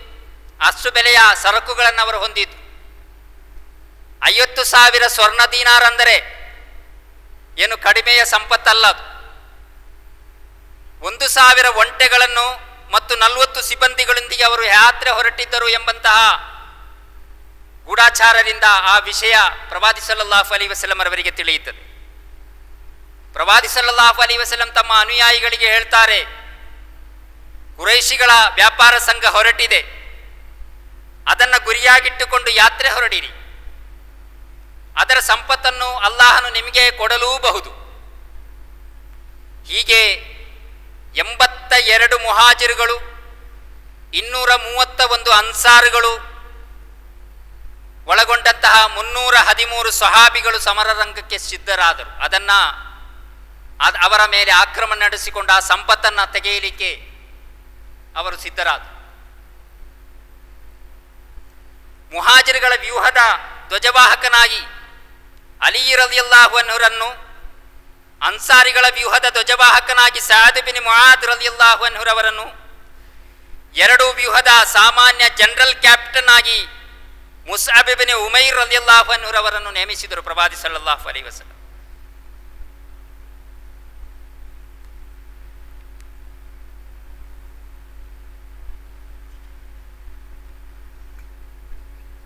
ಇಸ್ಲಾಮಿನ ಧ್ವಜವನ್ನು ಎತ್ತಿಕೊಂಡು ಸರ್ವಸೇನಾಧಿಪತಿಯಾದ ಪ್ರವಾದಿ ಸಲ್ಲಲ್ಲಾಹು ಅಲೈಹಿ ವಸಲ್ಲಮರವರ ನಾಯಕತ್ವದಲ್ಲಿ ಈ ಸೈನ್ಯ ಮುಂದಡಿ ಇಟ್ಟಿತು. ಮುಂದಕ್ಕೆ ಹೋಗ್ತಾ ಇದ್ದಾರೆ. ಯುದ್ಧ ಸಾಮಗ್ರಿಗಳು, ವಾಹನಗಳು ಅವರಲ್ಲಿ ಬೇಕಾದಷ್ಟಿಲ್ಲ. ಸಂಚಾರಕ್ಕೆ 70 ಒಂಟೆಗಳಷ್ಟೇ ಇದೆ. 313 ಸಹಾಬಿಗಳಿಗೆ 70 ಒಂಟೆಗಳಷ್ಟೇ ಇದ್ದುದು. ಪ್ರವಾದಿ ಸಲ್ಲಲ್ಲಾಹು ಅಲೈಹಿ ವಸಲ್ಲಮರವನ್ನು ಒಳಗೊಂಡಂತೆ ಒಬ್ಬರಾದ ನಂತರ ಒಬ್ಬರಂತೆ ವಾಹನದಲ್ಲಿ ಏರಿ ಸಂಚರಿಸತೊಡಗಿತು. ಪ್ರವಾದಿ ಸಲ್ಲಲ್ಲಾಹು ಅಲೈಹಿ ವಸಲ್ಲಮರವರ ಧೀರ ನಾಯಕತ್ವದಡಿಯಲ್ಲಿ ಮುಸ್ಲಿಂ ಸೈನ್ಯವು ಮಕ್ಕಾದ ಕಡೆಗಿರುವ ಹೆದ್ದಾರಿಯಲ್ಲಿ ಧೂಳೆಬ್ಬಿಸುತ್ತಾ ಮುಂದಕ್ಕೆ ಹೊರಟಿತ್ತು. ಅತ್ತ ಕಡೆಯಿಂದ ತಾನು ಮಕ್ಕಕ್ಕೆ ಮರಳುವ ಯಾತ್ರೆಯು ಅಷ್ಟು ಸುಖಕರ ಅಲ್ಲ ಎಂಬುದನ್ನು, ಯಾವ ರೀತಿಯಲ್ಲೂ ತನಗೆ ಸುರಕ್ಷತೆ ಭದ್ರತೆ ಇಲ್ಲ ಎಂಬುದನ್ನು ಮನಗಂಡಂತಹ ಅಬೂ ಸುಫಿಯಾನ್ ಲಮ್ಲಮ್ ಅಲ್ ಗಿಫಾರಿಯನ್ನು ಕೂಲಿಗೆ ಕರೆದು ಮಕ್ಕಾದ ಕುರೈಶಿಗಳಿಗೆ ಸುದ್ದಿ ಕಳುಹಿಸಲಿಕ್ಕಾಗಿ ಕಳಿಸ್ತಾನೆ. ಲಮ್ಲಮ್ ಏನು ಮಾಡಿದ ಅಂದರೆ, ತನ್ನ ಒಂಟೆಯ ಮೂಗನ್ನು ಛೇದಿಸಿದ. ಒಂದು ವಿಕೃತವಾದಂತಹ ಒಂದು ರೂಪವನ್ನು ಧರಿಸಿಕೊಂಡು ಮಕ್ಕಾ ಕುರೈಶಿಗಳ ಬಳಿಗೆ ಆತ ಹೋಗ್ತಾನೆ. ಒಂಟೆಯ ಮೂಗು ಕತ್ತರಿಸಿದ. ಜೀನನ್ನು ತೆರೆದು ಬಿಟ್ಟ ಉಡುಪನ್ನು ಹರಿದ. ತಾನು ಹಾಕಿದಂತಹ ವಸ್ತ್ರಗಳನ್ನು ಹರಿದ. ಒಂದು ವಿಕಾರ ರೂಪದಲ್ಲಿ ಆತ ಹೋಗ್ತಾನೆ.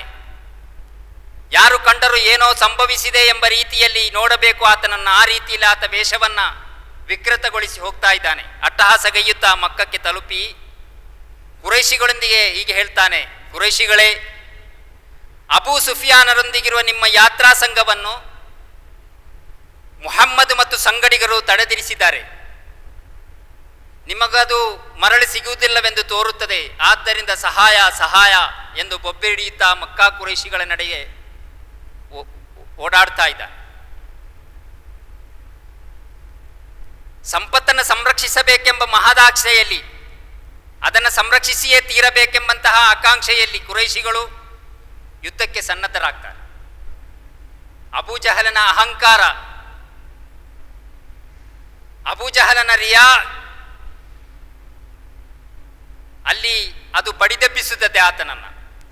ಅಬೂಜಹಲನ ನೇತೃತ್ವದಲ್ಲಿ 100 ಅಶ್ವಾರೂಢರು ಒಳಗೊಂಡಂತೆ 1300 ಸೈನಿಕರು ಸರ್ವಾಯುಧ ವಿಭೂಷಿತರಾಗಿ ಬದ್ರನ ಕಡೆಗೆ ಹೊರಟರು. ಅದೇ ಸಮಯಕ್ಕೆ ಅಬೂ ಸುಫಿಯಾನರಿಂದ ಮತ್ತೊಂದು ಸಂದೇಶ ಬರುತ್ತದೆ. ನಾವು ಮುಹಮ್ಮದ್ ಸಲ್ಲಲ್ಲಾಹು ಅಲೈಹಿ ವಸಲ್ಲಮರ ಕೈಯಿಂದ ನಾವು ರಕ್ಷಣೆ ಹೊಂದಿದ್ದೇವೆ, ತಂತ್ರಪೂರ್ವಕವಾಗಿ ನಾವು ರಕ್ಷಣೆ ಹೊಂದಿದ್ದೇವೆ. ನಿಮ್ಮ ವ್ಯಾಪಾರ ಸರಕುಗಳು ಸುಭದ್ರವಾಗಿದೆ. ಆದ್ದರಿಂದ ನೀವು ಹಿಂದಕ್ಕೆ ಮರಳಿ ಯುದ್ಧಕ್ಕೆ ಹೋಗುವುದು ಬೇಡ. ನಾವು ತಂತ್ರಪೂರ್ವಕವಾಗಿ ಅವರಿಡುವ ಕಡೆಯಿಂದ ತಪ್ಪಿಸಿಕೊಂಡು ಬೇರೊಂದು ರೂಟಲ್ಲಿ ನಾವು ಬಂದಿದ್ದೇವೆ, ಆದ್ದರಿಂದ ನಿಮ್ಮ ಸರಕುಗಳಿಗೆ ಏನೂ ಆಗಿಲ್ಲ, ಆದ್ದರಿಂದ ನೀವು ಹಿಂದಕ್ಕೆ ಹೋಗಿ ಎಂದು ಅಬೂ ಸುಫಿಯಾನ್ ಸಂದೇಶ ಕಳಿಸ್ತಾರೆ. ಆದರೆ ಈ ಸಂದೇಶವನ್ನು ಅಬೂ ಜಹಲ್ ಕಿವಿಗೆ ಹಾಕಿಕೊಳ್ಳುವುದಿಲ್ಲ. ಅಹಂಕಾರದಿಂದ ಬೀಗುತ್ತಾ ಅಬೂ ಜಹಲ್ ಹೇಳ್ತಾನೆ, ದೇವನಾಣೆ, ಬದರಿಗೆ ತಲುಪಿ 3 ದಿನ ಅಲ್ಲಿ ಕುಡಿದು ಕುಪ್ಪಳಿಸಿ ನೃತ್ಯವನ್ನಾಡಿ ಒಂಟೆ ಮಾಂಸ ತಿಂದು ನಮ್ಮ ಶಕ್ತಿ ತೋರಿಸಿಯೇ ಸಿದ್ಧ, ಅಲ್ಲಿಗೆ ನಾವು ಹೋಗಿ ನಮ್ಮ ಶಕ್ತಿಯನ್ನ ಜನರ ಮುಂದೆ ಜಗಜ್ಜಾಹೀರುಪಡಿಸಿಯೇ ಸಿದ್ಧ ಎಂದು ಅಬೂ ಜಾಹಿಲ್ ಹೂಂಕರಿಸುತ್ತಾರೆ. ಆದರೆ ಅಬೂ ಜಹಲಿನ ಈ ಆಜ್ಞೆಯನ್ನ 1300ರಷ್ಟು ಇದ್ದಂತಹ ಸೈನಿಕರಲ್ಲಿ ಅಕ್ನಸ್ ಎಂಬವನ ನಾಯಕತ್ವದಲ್ಲಿರುವಂತಹ 300 ಜನ ಅಲ್ಲಿಂದ ಊರಿಗೆ ಮರಳುತ್ತಾರೆ. ಅಬೂ ಜಹಲ್ನೊಂದಿಗೆ ಅವರು ಹಿಂದೆ ಹೋಗುವುದಿಲ್ಲ, ಯುದ್ಧಕ್ಕೆ ಹೋಗುವುದಿಲ್ಲ. ಈಗ ಎಷ್ಟಾಯಿತು ಅವರ ಕೈಯಲ್ಲಿ? 1000 ಜನ. ಉಳಿದ 1000 ಜನರ ಸೈನ್ಯದೊಂದಿಗೆ ಅಬೂ ಜಹಲ್ ಮುಂದಡಿ ಇಟ್ಟ. ಬದರ್ಗೆ ತಲುಪಿದ. ಬದರ್ನ ಸಮೀಪದಲ್ಲಿ ಡೇರೆಯನ್ನ ಹಾಕಿದ. ಅಬೂ ಸುಫಿಯಾನರ ವ್ಯಾಪಾರಿ ಸಂಘವನ್ನ ಕಾದು ಕುಳಿತಂತಹ ಮುಸ್ಲಿಮರಿಗೆ ಆ ಸಂಘ ತಮಗೆ ತಿಳಿಯದೆ ಹೊರಟು ಹೋದದ್ದು, ಬದಲಿಗೆ ಅಬೂ ಜಹಲನ ಸೈನಿಕ ಸಂಘ ಬದರ್ನ ಬಳಿ ಡೇರೆ ಹಾಕಿದ್ದು ತಿಳಿದು ಬಂತು. ಈ ಸಂದರ್ಭದಲ್ಲಿ ಸತ್ಯವಿಶ್ವಾಸಿಗಳು ಸ್ವಲ್ಪ ಹಿಂಜರಿದರು. ಯಾಕೆಂದರೆ ಅವರ ಒಂದು ಯುದ್ಧದ ಸೈನಿಕರೊಂದಿಗೆ ಹೋರಾಟ ನಡೆಸಲಿಕ್ಕೆ ಅಣಿಯಾಗಿ ಬಂದದ್ದಲ್ಲ. ಒಂದು ಯುದ್ಧದೊಂದಿಗೆ ಸೈನಿಕರೊಂದಿಗೆ ಹೋರಾಡುವುದು ಬೇರೆ, ಕೇವಲ ಒಂದು ವರ್ತಕ ಸಂಘ, ಒಂದು ವ್ಯಾಪಾರಿ ಸಂಘದೊಂದಿಗೆ ಅವರಲ್ಲಿ ಅಷ್ಟು ಶೌರ್ಯ ಇರುವುದಿಲ್ಲ. ವ್ಯಾಪಾರಿ ಸಂಘದೊಂದಿಗೆ ಅಷ್ಟು ಶೌರ್ಯ ಇರುವುದಿಲ್ಲ. ಯುದ್ಧ ಮಾಡುವಂತಹ ಧೀಮಂತಿಕೆ ಅವರಲ್ಲಿ ಇರುವುದಿಲ್ಲ. ಅಷ್ಟು ಶಕ್ತಿ ಅವರಲ್ಲಿ ಇರುವುದಿಲ್ಲ. ಅವರಲ್ಲಿ ಅಷ್ಟು ಆಯುಧ ಇರುವುದಿಲ್ಲ. ಅಂತಹ ಜನರೊಂದಿಗೆ ಸೆಣಸಾಡಿ ಸರಕುಗಳನ್ನು ಪಡೆಯಲಿಕ್ಕಾಗಿ ಬಂದಂತಹ ಜನರು ದೊಡ್ಡ ಒಂದು ಸೈನ್ಯದೊಂದಿಗೆ ಯುದ್ಧ ಮಾಡಬೇಕಾಗಿ ಬಂತು ಎಂಬ ಸ್ಥಿತಿ ಬಂದಾಗ ಅವರು ಸ್ವಲ್ಪ ಹಿಂಜರಿದರು. ಪ್ರವಾದಿ ಸಲ್ಲಲ್ಲಾಹು ಅಲೈಹಿ ವಸಲ್ಲಂ ಅವರನ್ನು ಹುರಿದುಂಬಿಸಿದರು.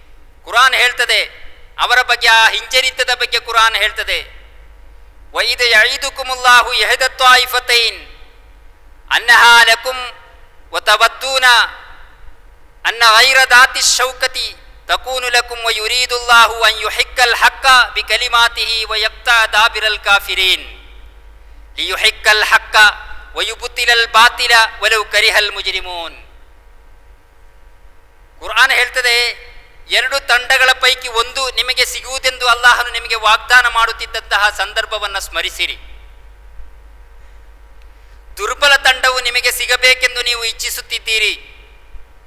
ಅಬೂ ಸುಫಿಯಾನನ ವ್ಯಾಪಾರ ಸಂಘ ನಿಮಗೆ ಸಿಕ್ಕಿದ್ರೆ ಒಳ್ಳೆದಿತ್ತು ಎಂದು ನೀವು ಇಚ್ಛಿಸ್ತಾ ಇದ್ದೀರಿ. ಆದರೆ ಸತ್ಯವು ಸತ್ಯವಾಗಿಯೂ ಮಿಥ್ಯವು ಮಿಥ್ಯವಾಗಿಯೂ ಇರಲೆಂದು ಲಿಯುಹಿಕ್ಕಲ್ ಹಕ್ಕ ವಯುಬುತಿಲಲ್ ಬಾತಿಲ, ಸತ್ಯವು ಸತ್ಯವೆಂದು ಮಿಥ್ಯವು ಮಿಥ್ಯೆ ಎಂದು ಇರಲೆಂದು ತನ್ನ ಆದೇಶಗಳಿಂದ ಸತ್ಯವನ್ನು ಸತ್ಯವಾಗಿ ಮಾಡಿ ತೋರಿಸಿ ಸತ್ಯ ನಿಷೇಧಿಗಳ ಮೂಲೋತ್ಪಾಟನಗೊಳಿಸಿ ಬಿಡಬೇಕೆಂಬುದು ಅಲ್ಲಾಹನ ಇಚ್ಛೆಯಾಗಿತ್ತು. ಇದು ಅಪರಾಧಿಗಳಿಗೆ ಎಷ್ಟು ಅಪ್ರಿಯವಾಗಿದ್ದರೂ ಸರಿ. ಅಂದರೆ ಸತ್ಯವನ್ನು ಸತ್ಯವಾಗಿ ತೋರಿಸಲಿಕ್ಕೆ, ಮಿಥ್ಯೆಯನ್ನು ಮಿಥ್ಯೆಯಾಗಿ ತೋರಿಸಲಿಕ್ಕೆ ಒಂದು ಅವಕಾಶ ಇದು. ಆದ್ದರಿಂದ ಅಲ್ಲಾಹನ ಇಚ್ಛೆ ಏನಾಗಿತ್ತು ಅಂದರೆ ಆ ಒಂದು ಚಿಕ್ಕ ವರ್ತಕ ಸಂಘದೊಂದಿಗೆ ಹೋರಾಟ ನಡೆಸುವುದಾಗಿರಲಿಲ್ಲ. ನೀವು ನಿಜವಾಗಿಯೂ ಅಲ್ಲಾಹನ ಮಾರ್ಗದಲ್ಲಿ ಹೋರಾಟ ನಡೆಸಿ ಸತ್ಯವನ್ನು ಸತ್ಯವಾಗಿ ಮಿಥ್ಯೆಯನ್ನು ಮಿಥ್ಯೆಯಾಗಿ ಜನರ ಮುಂದೆ ಇಡಲಿಕ್ಕೆ ಬೇಕಾಗಿ, ಅದು ಪ್ರಪಂಚದ ಕೊನೆಯ ದಿನದವರೆಗೆ ಉಳಿಯಲಿಕ್ಕಾಗಿ ನೀವು ಹೋರಾಟ ನಡೆಸಬೇಕು, ಆ ಸಂಘದೊಂದಿಗೆ ಹೋರಾಟ ನಡೆಸಬೇಕು ಎಂಬುದಾಗಿತ್ತು ಅಲ್ಲಾಹನ ಇಚ್ಛೆ ಎಂದು ಅಲ್ಲಾಹನು ಕುರ್ಆನ್ನಲ್ಲಿ ಅದನ್ನು ಹೇಳ್ತಾ ಇದ್ದ. ನಿಮ್ಮ ಒಳಗಿನ ಇಂಗಿತ ಏನೆಂದರೆ, ನಿಮ್ಮ ಒಳಗಿರುವಂತಹ ಇಚ್ಛೆ ಏನೆಂದರೆ ಅದು ಈ ವರ್ತಕ ಸಂಘದೊಂದಿಗೆ, ಚಿಕ್ಕ ಒಂದು ಸಂಘದೊಂದಿಗೆ ಹೋರಾಟ ಮಾಡಿ ಜಯಿಸಬೇಕು ಎಂಬಂತಹ ಒಂದು ಇಂಗಿತ ನಿಮ್ಮ ಮನಸ್ಸಿನೊಳಗಿದೆ. ಆದರೆ ಯಥಾರ್ಥದಲ್ಲಿ ಒಂದು ಸತ್ಯವನ್ನ ಪ್ರಪಂಚದ ಕೊನೆಯ ದಿನದವರೆಗೆ ಆ ಸತ್ಯವನ್ನು ಉಳಿಸಲಿಕ್ಕಾಗಿ ನೀವು ಹೋರಾಟವನ್ನು ನಡೆಸಬೇಕು. ಇದರ ಅರ್ಥ, ಇಂದು ಸತ್ಯ ಉಳಿದಿದ್ರೆ, ಇಂದು ಮಿಥ್ಯೆಯಾಗಿ ಕಾಣುವುದಿದ್ರೆ ಸತ್ಯ ಎಂಬುದು ಜನರ ನಡುವೆ ಅದು ಉಳಿದಿದ್ದರೆ ಆ ಬದರಿನಲ್ಲಿ ಹೋರಾಡಿದಂತಹ ಶುಹದಾಗಳ ಪ್ರತಿಫಲವಾಗಿತ್ತು ಎಂಬುದನ್ನು ನಾವು ಅರ್ಥ ಮಾಡಿಕೊಳ್ಳಬೇಕು. ಅದರ ಕಾರಣದಿಂದಾಗಿರುತ್ತದೆ ಇಂದು ಇಸ್ಲಾಂ ಉಳಿದದ್ದು. ಅದರ ಕಾರಣದಿಂದಾಗಿ ಇಂದು ಲಾ ಇಲಾಹ ಇಲ್ಲಲ್ಲಾ ಎಂಬುದು ಉಳಿದದ್ದು. ಆ ಸತ್ಯವನ್ನು ಅಲ್ಲಾಹನು ಸತ್ಯವಾಗಿ ತೋರಿಸಿದ. ಇವರನ್ನ ಹಿಂಜರಿಯಲಿಕ್ಕೆ ಬಿಡಲಿಲ್ಲ. ಇವರಿಗೆ ಆಯತ್ತುಗಳ ನಂತರ ಆಯತ್ತುಗಳನ್ನು ಅವತೀರ್ಣಗೊಳಿಸಿ ಅವರನ್ನು ಹುರಿದುಂಬಿಸಿದ ಅಲ್ಲಾಹನು ಮತ್ತು ಅಲ್ಲಾಹನ ಪ್ರವಾದಿಗಳು. ಈ ಸಂದರ್ಭವನ್ನು ಪ್ರವಾದಿ ಸಲ್ಲಲ್ಲಾಹು ಅಲೈಹಿ ವಸಲ್ಲಮರವರು ಹೇಳಿಕೊಳ್ಳುತ್ತಾ, ಪ್ರವಾದಿಯವರು ಆ ಅನುಯಾಯಿಗಳಿಂದ ಪುನಃ ಪ್ರತಿಜ್ಞೆಯನ್ನು ಮಾಡಿಸ್ತಾರೆ. ನಂತರ ಅವರನ್ನು ಆವೇಶಭರಿತರನ್ನಾಗಿಸಿ ಬದರ್ನ ಸಮೀಪ ಪುನಃ ಅವರು ಡೇರೆ ಹೂಡುತ್ತಾರೆ. ಪ್ರವಾದಿ ಸಲ್ಲಲ್ಲಾಹು ಅಲೈಹಿ ವಸಲ್ಲಮರವರ ಡೇರೆ ಒಂದು ಕಡೆ, ಸತ್ಯ ನಿಷೇಧಿಗಳ ಅಬೂಜಹಲನ ಡೇರೆ ಮತ್ತೊಂದು ಕಡೆ.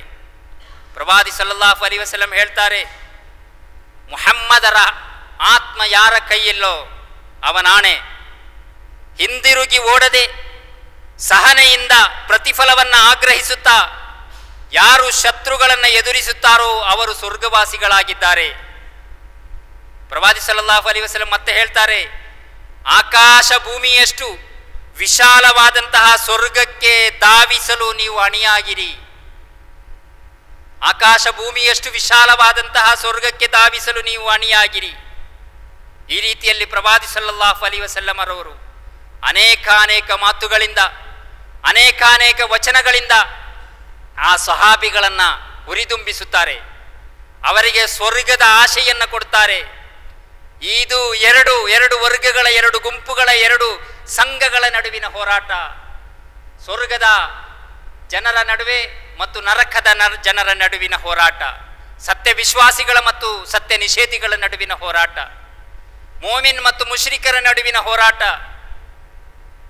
ಅದನ್ನ ಸಲ್ಲಲ್ಲಾಹು ಅಲೈಹಿ ವಸಲ್ಲಂ ಹೇಳ್ತಾರೆ. ಪ್ರವಾದಿ ಸಲ್ಲಲ್ಲಾಹು ಅಲೈಹಿ ವಸಲ್ಲಮರವರ ಮಾತುಗಳಿಂದ ಪುಳಕಿತರಾದ ಅನುಯಾಯಿಗಳು ಚಿರತೆಗಳಂತೆ ಸೆಟೆದೆದ್ರು. ಹಿಜರ 2ನೇ ವರ್ಷ ರಮಲಾನ್ 17ಕ್ಕೆ ಬದರ್ ಯುದ್ಧ ಆರಂಭಗೊಂಡಿತು. ಶತ್ರುಗಳ ಕಡೆಯಿಂದ ಅಸ್ವದ್ ಎಂಬವ ಮುಸ್ಲಿಮರ ಜನಶೇಖರಣೆಯನ್ನು ನಾಶ ಮಾಡಲಿಕ್ಕೆ ಓಡಿ ಬರ್ತಾನೆ. ಯುದ್ಧ ಪ್ರಾರಂಭಗೊಂಡಿತು. ಮೊದಲನೆಯದಾಗಿ ಅಸ್ವದ್ ಎಂಬಾತ ಮುಸ್ಲಿಮರ ಜಲಶೇಖರಣೆ, ನೀರನ್ನವರು ಕೂಡಿಸಿಟ್ಟಿದ್ರು, ಅದನ್ನು ನಾಶ ಮಾಡಲಿಕ್ಕೆ ಓಡಿ ಬರ್ತಾನೆ. ಮುಂದಕ್ಕೆ ಓಡಿ ಬಂದ ಹಜರತ್ ಹಮ್ಜಾ ರಲಿಯಲ್ಲಾಹು ಅನ್ಹುರವರ ಖಡ್ಗ ಅಸ್ವದನ ಕತೆ ಮುಗಿಸಿತು. ಯುದ್ಧ ಗಂಭೀರವಾಯಿತು. ಕುರೈಶಿಗಳ ಕಡೆಯಿಂದ ಪ್ರಮುಖರಾದ ಉತುಬಾ, ಶೈಬಾ, ವಲೀದ್ ದ್ವಂದ್ವ ಯುದ್ಧಕ್ಕೆ ಸವಾಲೆಸೆದು, ಮುಹಮ್ಮದ್ ಯಾರಿದ್ದಾರೆ, ನಮಗೆ ಸರಿಸಾಟಿಯಾಗಬಲ್ಲಂತಹ ನಿಮ್ಮ ಕಡೆಯಿಂದ ಯಾರಿದ್ದಾರೆ, ಮಕ್ಕಳನ್ನ ಕಳಿಸಬೇಡಿ, ಮದೀನದವರನ್ನ ಕಳಿಸಬೇಡಿ, ಅವರು ನಮಗೆ ಬೇಡ, ಅವರು ಬಡವರು, ನಮ್ಮೊಂದಿಗೆ ನಿಂತು ಯುದ್ಧ ಮಾಡುವಂತಹ, ದ್ವಂದ್ವ ಯುದ್ಧ ಮಾಡುವಂತಹ, ಖಡ್ಗ ಯುದ್ಧ ಮಾಡುವಂತಹ ಧೀರರು ನಿಮ್ಮ ಪೈಕಿ ಯಾರಿದ್ದಾರೆ, ಮುಹಮ್ಮದ್ ಕಳುಹಿಸಿಕೊಡಿ. ಅವರು ಸವಾಲೆಸೆದರು. ಪ್ರವಾದಿ ಸಲ್ಲಲ್ಲಾಹು ಅಲೈಹಿ ವಸಲ್ಲಮರವರು ಆ ಸವಾಲನ್ನು ಸ್ವೀಕರಿಸುತ್ತಾ ಉತುಬನೊಂದಿಗೆ ಉಬೈದತ್ ರಲಿಯಲ್ಲಾಹು ಅನ್ಹುರವರನ್ನು, ಶೈಬನೊಂದಿಗೆ ಹಜರತ್ ಹಮ್ಜಾ ರಲಿಯಲ್ಲಾಹು ಅನ್ಹುರನ್ನು, ವಲೀದ್ನೊಂದಿಗೆ ಅಲಿ ರಲಿಯಲ್ಲಾಹು ಅನ್ಹುರವರನ್ನು ನಿಯುಕ್ತಿಗೊಳಿಸಿದ್ರು.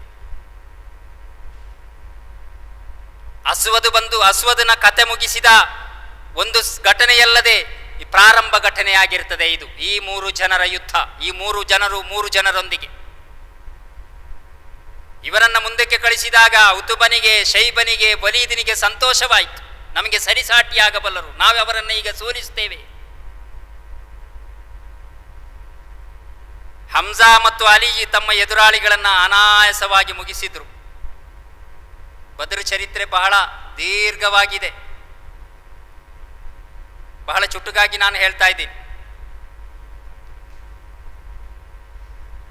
ಹಮ್ಜಾ ಮತ್ತು ಅಲಿ ತಮ್ಮ ಎದುರಾಳಿಗಳನ್ನು ಅನಾಯಾಸವಾಗಿ ಅವರನ್ನು ಮುಗಿಸಿಬಿಟ್ರು. ಉಬೈದತ್ ರಲಿಯಲ್ಲಾಹು ಅನ್ಹುರವರಿಗೆ ಉತ್ಬಾನೊಂದಿಗೆ ಸೆಣಸಾಟ ಅಷ್ಟು ಸುಲಭವಾಗಿರಲಿಲ್ಲ. ಸರಿಸಾಟಿ ಆಗಿದ್ರೂ ಕೂಡ ಅವರಿಗೆ ಸೆಣಸಾಟ ಅಷ್ಟು ಸುಲಭವಾಗಿರಲಿಲ್ಲ. ಒಮ್ಮೆ ಒಮ್ಮೆ ಉಬೈದರ್ ರಲಿಯಲ್ಲಾಹು ಅನ್ಹು ಮೇಲೆ ಬರ್ತಾರೆ, ಮತ್ತೆ ಉತುಬಾ ಮೇಲೆ ಬರ್ತಾರೆ, ಒಮ್ಮೆ ಉಬೈದ್ ಬರ್ತಾರೆ, ಒಮ್ಮೆ ಉತುಬಾ ಬರ್ತಾರೆ. ಹೀಗೆ ಕೆಳಗೆ ಮೇಲೆ ಕೆಳಗೆ ಬೀಳ್ತಾ ಇದ್ದಾರೆ. ಇದನ್ನು ಕಂಡ ಹಮ್ಜಾ ಮತ್ತು ಅಲಿ ರಲಿಯಲ್ಲಾಹು ಅನ್ಹು ಅತ್ತ ಧಾವಿಸಿ ನಿಮಿಷಾರ್ಧದಲ್ಲಿ ಉತುಬಾನ ಕಥೆ ಮುಗಿಸಿದ್ರು. ಆದರೆ ಉಬೈದತ್ ರಲಿಯಲ್ಲಾಹು ಅನ್ಹುರವರ ಕಾಲಿಗೆ ಮೊಣಕಾಲಿಗೆ ಕತ್ತಿಯಿಂದ ಆಕ್ರಮಿಸಿದ್ದ ಉತುಬ. ಅಲ್ಲಿನ ಕಾಲಿನ ನರಗಳು ಕೆಳಗೆ ಬೀಳ್ತಲೇ ಇದ್ದವು, ರಕ್ತ ಮಾಂಸಗಳು ತುಂಡಾಗಿತ್ತು. ಪ್ರವಾದಿ ಸಲ್ಲಲ್ಲಾಹು ಅಲೈಹಿ ವಸಲ್ಲಮರ ಬಳಿಗೆ ಉಬೈದ್ ರಲಿಯಲ್ಲಾಹು ಅನ್ಹುರವರನ್ನು ಕರೆದು ತಂದರು. ಉಬೈದ್ ರಲಿಯಲ್ಲಾಹು ಅನ್ಹುರವರಿಗೆ ಆಗ ಕೇಳಲಿಕ್ಕಿದ್ದದ್ದು, ನಾನು ಸ್ವರ್ಗವಾಸಿಯೋ ನರಕವಾಸಿಯೋ, ನಾನು ಶಹೀದಾಗುತ್ತೇನೋ ಇಲ್ಲವೋ, ನಾನು ಈಗ ರಣರಂಗದಿಂದ ನಾನು ಹೊರಗೆ ಬಂದಿದ್ದೇನೆ, ನನಗೆ ಶಹಾದತ್ ಸಿಗುತ್ತದೋ ಶಹಾದತ್ ಸಿಗುವುದಿಲ್ಲವೋ ಹೇಳಿ ಪ್ರವಾದಿಯವರೇ. ಪ್ರವಾದಿ ಸಲ್ಲಲ್ಲಾಹು ಅಲೈಹಿ ವಸಲ್ಲಂ ಹೇಳ್ತಾರೆ, ನಿಮಗೆ ಶಹಾದತ್ ಇದೆ ಅಂತ. ಅದರಿಂದ ಸಂತುಷ್ಟರಾಗ್ತಾರೆ ಉಬೈದ್ ರಲಿಯಲ್ಲಾಹು. ಅನಂತರ ತಮ್ಮ ಪ್ರಮುಖರ ವಿಯೋಗದಿಂದ ಕುಪಿತರಾದ ಶತ್ರುಗಳು ಆಖಾಡಕ್ಕಿಳಿದರು. ಈ 3 ಜನರು ಸತ್ತು ಬಿದ್ದ ನಂತರ ಎಲ್ಲ ಮುಶ್ರಿಕರು, ಅಬೂ ಜಹಲ್ನಾದಿಯಾಗಿ ಎಲ್ಲ ಮುಶ್ರಿಕರು ಅವರು ಕಠೋರವಾದರು, ಅವರು ಕುಪಿತರಾದರು, ಅವರಿಗೆ ಕೋಪ ಬಂತು, ಅವರು ರಣರಂಗಕ್ಕೆ ಇಳಿದರು. ಅತ್ತ ಕಡೆಯಿಂದ ವಿಶ್ವಾಸಿಗಳು ಅಹದ್ ಅಹದ್ ಎಂಬ ಘೋಷಣೆಯೊಂದಿಗೆ ರಂಗಕ್ಕಿಳಿದರು. ಯುದ್ಧ ಕವಚ ತೊಟ್ಟ ಪ್ರವಾದಿ ಸಲ್ಲಲ್ಲಾಹು ಅಲೈಹಿ ವಸಲ್ಲಮರನ್ನು ಕಂಡು ಅವರು ಆವೇಶಭರಿತರಾದರು. ನಾಯಕರು ಹೇಗಿರಬೇಕು ಎಂದು ಪ್ರವಾದಿ ಸಲ್ಲಲ್ಲಾಹು ಅಲೈಹಿ ವಸಲ್ಲಂ ತೋರಿಸಿಕೊಡ್ತಾರೆ. ಯುದ್ಧ ಮಾಡುವವರ ಜೊತೆಗೆ ಯುದ್ಧ ಕವಚವನ್ನು ಧರಿಸಿಕೊಂಡು ಪ್ರವಾದಿ ಸಲ್ಲಲ್ಲಾಹು ಅಲೈಹಿ ವಸಲ್ಲಂ ರಣಾಂಗಣದಲ್ಲಿದ್ದಾರೆ.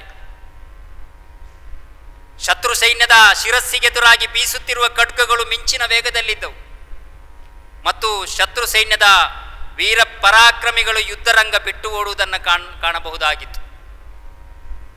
ಅಹದಿ ಘೋಷಣೆಯ ತೀಕ್ಷ್ಣತೆ ಮತ್ತು ಖಡ್ಗ ಯುದ್ಧದ ಹೂಂಕಾರ ಇವೆರಡೂ ತೀವ್ರಗೊಂಡಾಗ ಅಬೂ ಜಹಲ್, ಉಮಯ್ಯತ್, ಜರ್ರಾಹ್ ಮೊದಲಾದ ಗಣ್ಯರಾದಿಯಾಗಿ 70ರಷ್ಟು ಪ್ರಮುಖರು ಯುದ್ಧದಲ್ಲಿ ಮಡಿದರು. ಶತ್ರುಗಳು ಮಡಿದರು. ಹಿಂದಿರುಗಿ ಓಡಿದ 70ರಷ್ಟು ಜನರು ಬಂದಿಯಾದರು. ಒಬ್ಬರು ಸಹಾಬಿ ಹೇಳ್ತಾರೆ, ಅವರು ಹೇಗೆ ಬಂದಿಯಾದರೆಂದರೆ ಬಾ ಬಾ ಅಂತ ಕಳೆದ ಕೂಡಲೇ ಅವರು ಹೆದರ್ತಾ ಈಚೆ ಬಂದರು. ಬಂದಿಯಾದ ಬಹಳ ಸುಲಭದಲ್ಲಿ ಬಂದಿಯಾದ. ಇಸ್ಲಾಮಿನ ಬಗ್ಗೆ ಇರುವಂತಹ ಒಂದು ಭಯ ಅಲ್ಲಿ ಅವರಿಗೆ ಉಂಟಾಯಿತು. ಅದು ಎಲ್ಲ ಕಾಲಗಳಲ್ಲಿ ಉಂಟಾಗ್ತದೆ. ಇಸ್ಲಾಮಿನ ಮುಸ್ಲಿಮರ ಬಗ್ಗೆ ಒಂದು ಭಯ, ಇಸ್ಲಾಮೋಫೋಬಿಯಾ ಅಂತ ಹೇಳ್ತಾರೆ. ಈಗ ಇಸ್ಲಾಮೋಫೋಬಿಯಾ, ಫೋಬಿಯಾ ಅಂದರೆ ಭಯ. ಅಮೇರಿಕಕ್ಕೆ ಇದೆ, ಇಲ್ಲಿನ ದೊಡ್ಡ ದೊಡ್ಡ ಶಕ್ತಿಗಳಿಗೆ, ಸಾಮ್ರಾಜ್ಯಶಾಹಿ ಶಕ್ತಿಗಳಿಗೆ ಇಸ್ಲಾಮಿನ ಬಗ್ಗೆ ಬಹಳ ದೊಡ್ಡ ಭಯ ಇದೆ. ಕಾರಣ ನಾವು ಭಯೋತ್ಪಾದಕರು ಎಂಬ ಕಾರಣಕ್ಕಾಗಿ ಅಲ್ಲ, ಒಂದು ಸತ್ಯದ ಮುಂದೆ ಇರುವಂತಹ ಭಯ. ಅದು ಸತ್ಯವನ್ನು ಎಲ್ಲರೂ ಭಯಪಡ್ತಾರೆ. ಯಾರ ಬಳಿಯಲ್ಲಿ ಸತ್ಯ ಇದೆಯೋ ಆ ಸತ್ಯವನ್ನು ಖಂಡಿತವಾಗಿ ಭಯಪಡುವಂತಹ ಜನರು ಇರ್ತಾರೆ ಎಂದರ್ಥ. ಪ್ರವಾದಿ ಸಲ್ಲಲ್ಲಾಹು ಅಲೈಹಿ ವಸಲ್ಲಮರವರು ಅಬೂ ಜಹಲನ ಮರಣವನ್ನ, ಅವನು ಸತ್ತು ಬಿದ್ದದ್ದನ್ನು ಕಂಡು ಪ್ರವಾದಿ ಸಲ್ಲಲ್ಲಾಹು ಅಲೈಹಿ ವಸಲ್ಲಂ ಹೇಳ್ತಾರೆ, ಈ ಕಾಲಘಟ್ಟದ ಫರೋವ ಆಗಿರ್ತಾನೆ ಇವನು. ಈ ಕಾಲಘಟ್ಟದ ಫರೋವ, ಓರ್ವ ಫರೋವನ ಅಂತ್ಯವಾಯಿತು ಎಂದು ಪ್ರವಾದಿ ಸಲ್ಲಲ್ಲಾಹು ಅಲೈಹಿ ವಸಲ್ಲಂ ಹೇಳ್ತಾರೆ. ಫಿರೌನನ ಅಂತ್ಯ. ಯುದ್ಧ ತೀಕ್ಷ್ಣವಾದಾಗ ಅಬೂ ಜಹಲ್ ತನ್ನ ಕುದುರೆ ಏರಿ ಸುತ್ತ ನಡೆಯುತ್ತಾ ಇದ್ದಾನೆ. ಅನ್ಸಾರಿಗಳು ಅವನನ್ನು ಗುರಿಯಾಗಿಸಿ ಖಡ್ಗ ಎತ್ತಿ ಮುಂದೆ ಬಂದರು. ಆಗ ಮುಆದ್ ಬಿನ್ ಅಮ್ರ್, ಮುಅವ್ವಿದ್ ಬಿನ್ ಅಫ್ರಾ ಎಂಬಿಬ್ಬರು ಯುವಕರು ಪ್ರವಾದಿ ಸಲ್ಲಲ್ಲಾಹು ಅಲೈಹಿ ವಸಲ್ಲಮರವನ್ನ ಅವಹೇಳನ ಮಾಡಿದ ಅಬೂ ಜಹಲನ್ನು ಹುಡುಕ್ತಾ ಇದ್ದಾರೆ. ಅವರು ಹುಡುಕುತ್ತಾ ನಡೆದಾಡುತ್ತಾ ಇದ್ದಾರೆ. ಅವನಿಗಿಂತ ಮೊದಲೇ ತಾನು ಕೊಲ್ಲಬೇಕು ಎಂಬಂತಹ ಒಂದು ಹಠ ಇಬ್ಬರಲ್ಲಿ ಕೂಡ ಇದೆ. ಇಬ್ಬರು ಯುವಕರಲ್ಲಿ ಕೂಡ ಅಬೂ ಜಹಲನನ್ನು ನಾನು ಕೊಲ್ಲಬೇಕು, ನಾನು ಮೊದಲು ಕೊಲ್ಲಬೇಕು ಎಂಬಂತಹ ಒಂದು ಭಾವನೆ ಅವರಲ್ಲಿದೆ. ಹೀಗಿರುವಾಗ ಅಬ್ದುರ್ ರಹಮಾನ್ ಬಿನ್ ಔಫ್ ಅವರಿಗೆ ಅಬೂ ಜಹಲನನ್ನು ತೋರಿಸಿಕೊಡ್ತಾರೆ. ಕಂಡ ಕೂಡಲೇ ಇಬ್ಬರು ಅಬೂ ಜಹಲನ ಮುಂದೆ ಹಾರಿದರು. ಅಬೂ ಜಹಲನನ್ನು ತಿವಿದು ಉರುಳಿಸಿತು. ಈ ಸಹೋದರರು ಪ್ರವಾದಿ ಸಲ್ಲಲ್ಲಾಹು ಅಲೈಹಿ ವಸಲ್ಲಮರ ಸನ್ನಿಧಿಗೆ ಬಂದರು. ಅವನನ್ನು ಕೊಂದದ್ದು ತಾನೆಂದು ಇಬ್ಬರೂ ಹೇಳಿಕೊಂಡ್ರು. ಪ್ರವಾದಿ ಸಲ್ಲಲ್ಲಾಹು ಅಲೈಹಿ ವಸಲ್ಲಮರವರು ಅವರ ಖಡ್ಗವನ್ನು ಪರಿಶೋಧನೆ ಮಾಡುತ್ತಾ ಇಬ್ಬರೂ ನೀವು ಸೇರಿ ಕೊಂದಿದ್ದೀರಿ ಎಂದು ತೀರ್ಪು ನೀಡಿದರು. ಇಬ್ಬರೂ ಸಂತುಷ್ಟರಾದರು. ಪ್ರವಾದಿ ಸಲ್ಲಲ್ಲಾಹು ಅಲೈಹಿ ವಸಲ್ಲಮರನ್ನು ಅವಹೇಳನೆ ಮಾಡಿದಾಗ, ಪ್ರವಾದಿ ಸಲ್ಲಲ್ಲಾಹು ಅಲೈಹಿ ವಸಲ್ಲಮರನ್ನು ಸಾಹಿರ್, ಮಜ್ನೂನ್ ಎಂದೆಲ್ಲ ಕರೆದಾಗ, ಅಬೂಜಹಲ್ ಹಾಗೆ ಕರೆದಾಗ, ಅಬೂಜಹಲನೊಂದಿಗೆ ಉಂಟಾದ ಪ್ರತೀಕಾರ ಮನೋಭಾವವೇ ಆ ಇಬ್ಬರು ಒಡನಾಡಿಗಳು ಅಬೂಜಹಲನನ್ನು ವಧಿಸಲಿಕ್ಕೆ ಕಾರಣ. ಅಬೂಜಹಲನನ್ನು ವಧಿಸಲಿಕ್ಕೆ ಪ್ರವಾದಿಯ ವಿರುದ್ಧ ಕಾರ್ಟೂನ್ ಮಾಡುವವರಿದ್ದಾರೆ. ಪ್ರವಾದಿಯನ್ನು ಈ ಕಾಲಘಟ್ಟಗಳಲ್ಲಿ ಕೂಡ ಅವಹೇಳನ ಮಾಡುವವರಿದ್ದಾರೆ. ಪ್ರವಾದಿಯ ಕಾಲದಲ್ಲೇ ಪ್ರವಾದಿಯನ್ನು ಅವಹೇಳನ ಮಾಡಿದಂತಹ ಅಬೂಜಹಲನ ಗತಿಯವರಿಗೆ ತೋರಿಸಲೇಬೇಕಾಗುತ್ತೆ. ಆ ಕಾರಣದಿಂದ ಕೊಂದಿದ್ದಾರೆ ಎಂದು ಚರಿತ್ರೆ ನಮಗೆ ತಿಳಿಸ್ತಾ ಇದೆ. ಯುದ್ಧದ ಕೊನೆಯಲ್ಲಿ ಅಬೂಜಹಲನನ್ನು ಕಂಡುಹಿಡಿಯಲು ಪ್ರವಾದಿ ಸಲ್ಲಲ್ಲಾಹು ಅಲೈಹಿ ವಸಲ್ಲಂ ಪ್ರತ್ಯೇಕವಾಗಿ ಆಜ್ಞಾಪಿಸಿದರು. ಹುಡುಕುತ್ತಿರುವಾಗ ಇಬ್ನ್ ಮಸೂದ್ ರಲಿಯಲ್ಲಾಹು ಅನ್ಹುರವರು ಅಬೂಜಹಲನನ್ನು ಕಂಡರು. ಅವನು ಕೊನೆಯ ಶ್ವಾಸ ಎಳೆಯುತ್ತಾ ಇದ್ದ. ಇಬ್ಬರು ಅವರನ್ನು ತಿವಿದು ಹೋಗಿದ್ದಾರೆ. ಕೊನೆಯ ಶ್ವಾಸ ಎಳೆಯುತ್ತಾ ಇದ್ದ. ಇಬ್ನ್ ಮಸೂದ್ ತನ್ನ ಕಾಲನ್ನು ಅವನ ಕುತ್ತಿಗೆಗೆ ಎತ್ತಿ ಇಟ್ಟು ಗಡ್ಡ ಹಿಡಿದು ಕೇಳಿದ್ರು, ಅಲ್ಲಾಹನ ಶತ್ರು, ಅಲ್ಲಾಹನು ನಿನ್ನನ್ನು ಈಗ ನಿಂದೆನನ್ನಾಗಿಸಿದ, ಬಹಳ ಅವಮಾನಿತನನ್ನಾಗಿಸಿದ ನಿನ್ನನ್ನು ಈಗ. ಆದರೆ ಅಬೂಜಹಲ್ ಅದನ್ನು ಅಲ್ಲಗಳೆಯುತ್ತ ಮಾತಿಗಿಳಿದ. ತನ್ನ ಕುತ್ತಿಗೆಗೆ ಮೆಟ್ಟಿ ನಿಂತ ಇಬ್ನ್ ಮಸೂದಿನೊಂದಿಗೆ ಆತ ಹೇಳಿದ, ಹೇ ಕುರುಬ ಹುಡುಗ, ನಿನ್ನ ಕಾಲನ್ನು ಎತ್ತಿ ಇಟ್ಟದ್ದು ಉನ್ನತ ಜಾಗವೊಂದರ ಮೇಲೆ. ಆ ಅಹಂಕಾರವನ್ನ, ಆ ಹೂಂಕಾರ ಗೊತ್ತಿದೆ ನಿಮಗೆ, ಆ ಹೂಂಕಾರವನ್ನ ಆತ ತೋರಿಸಿದ.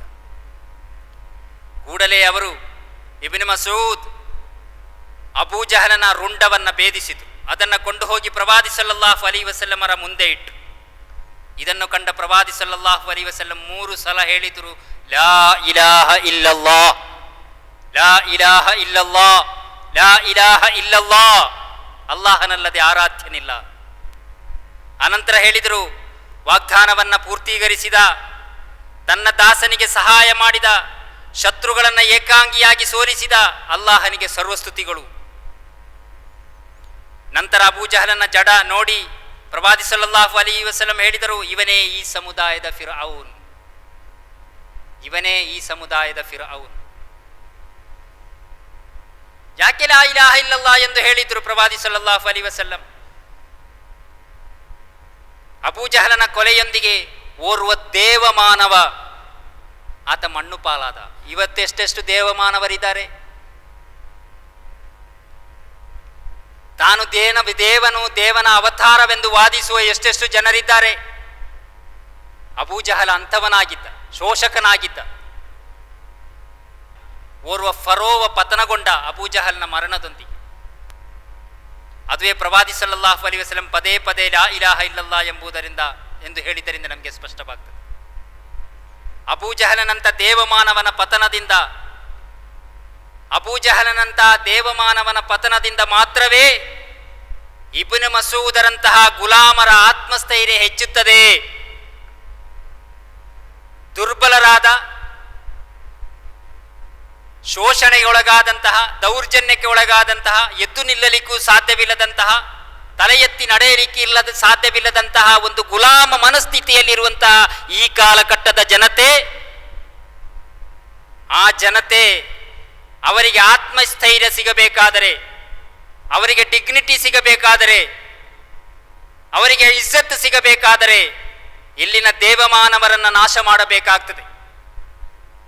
ಇಲ್ಲಿನ ವಿಗ್ರಹಗಳನ್ನು ನಾಶ ಮಾಡಬೇಕಾಗುತ್ತೆ.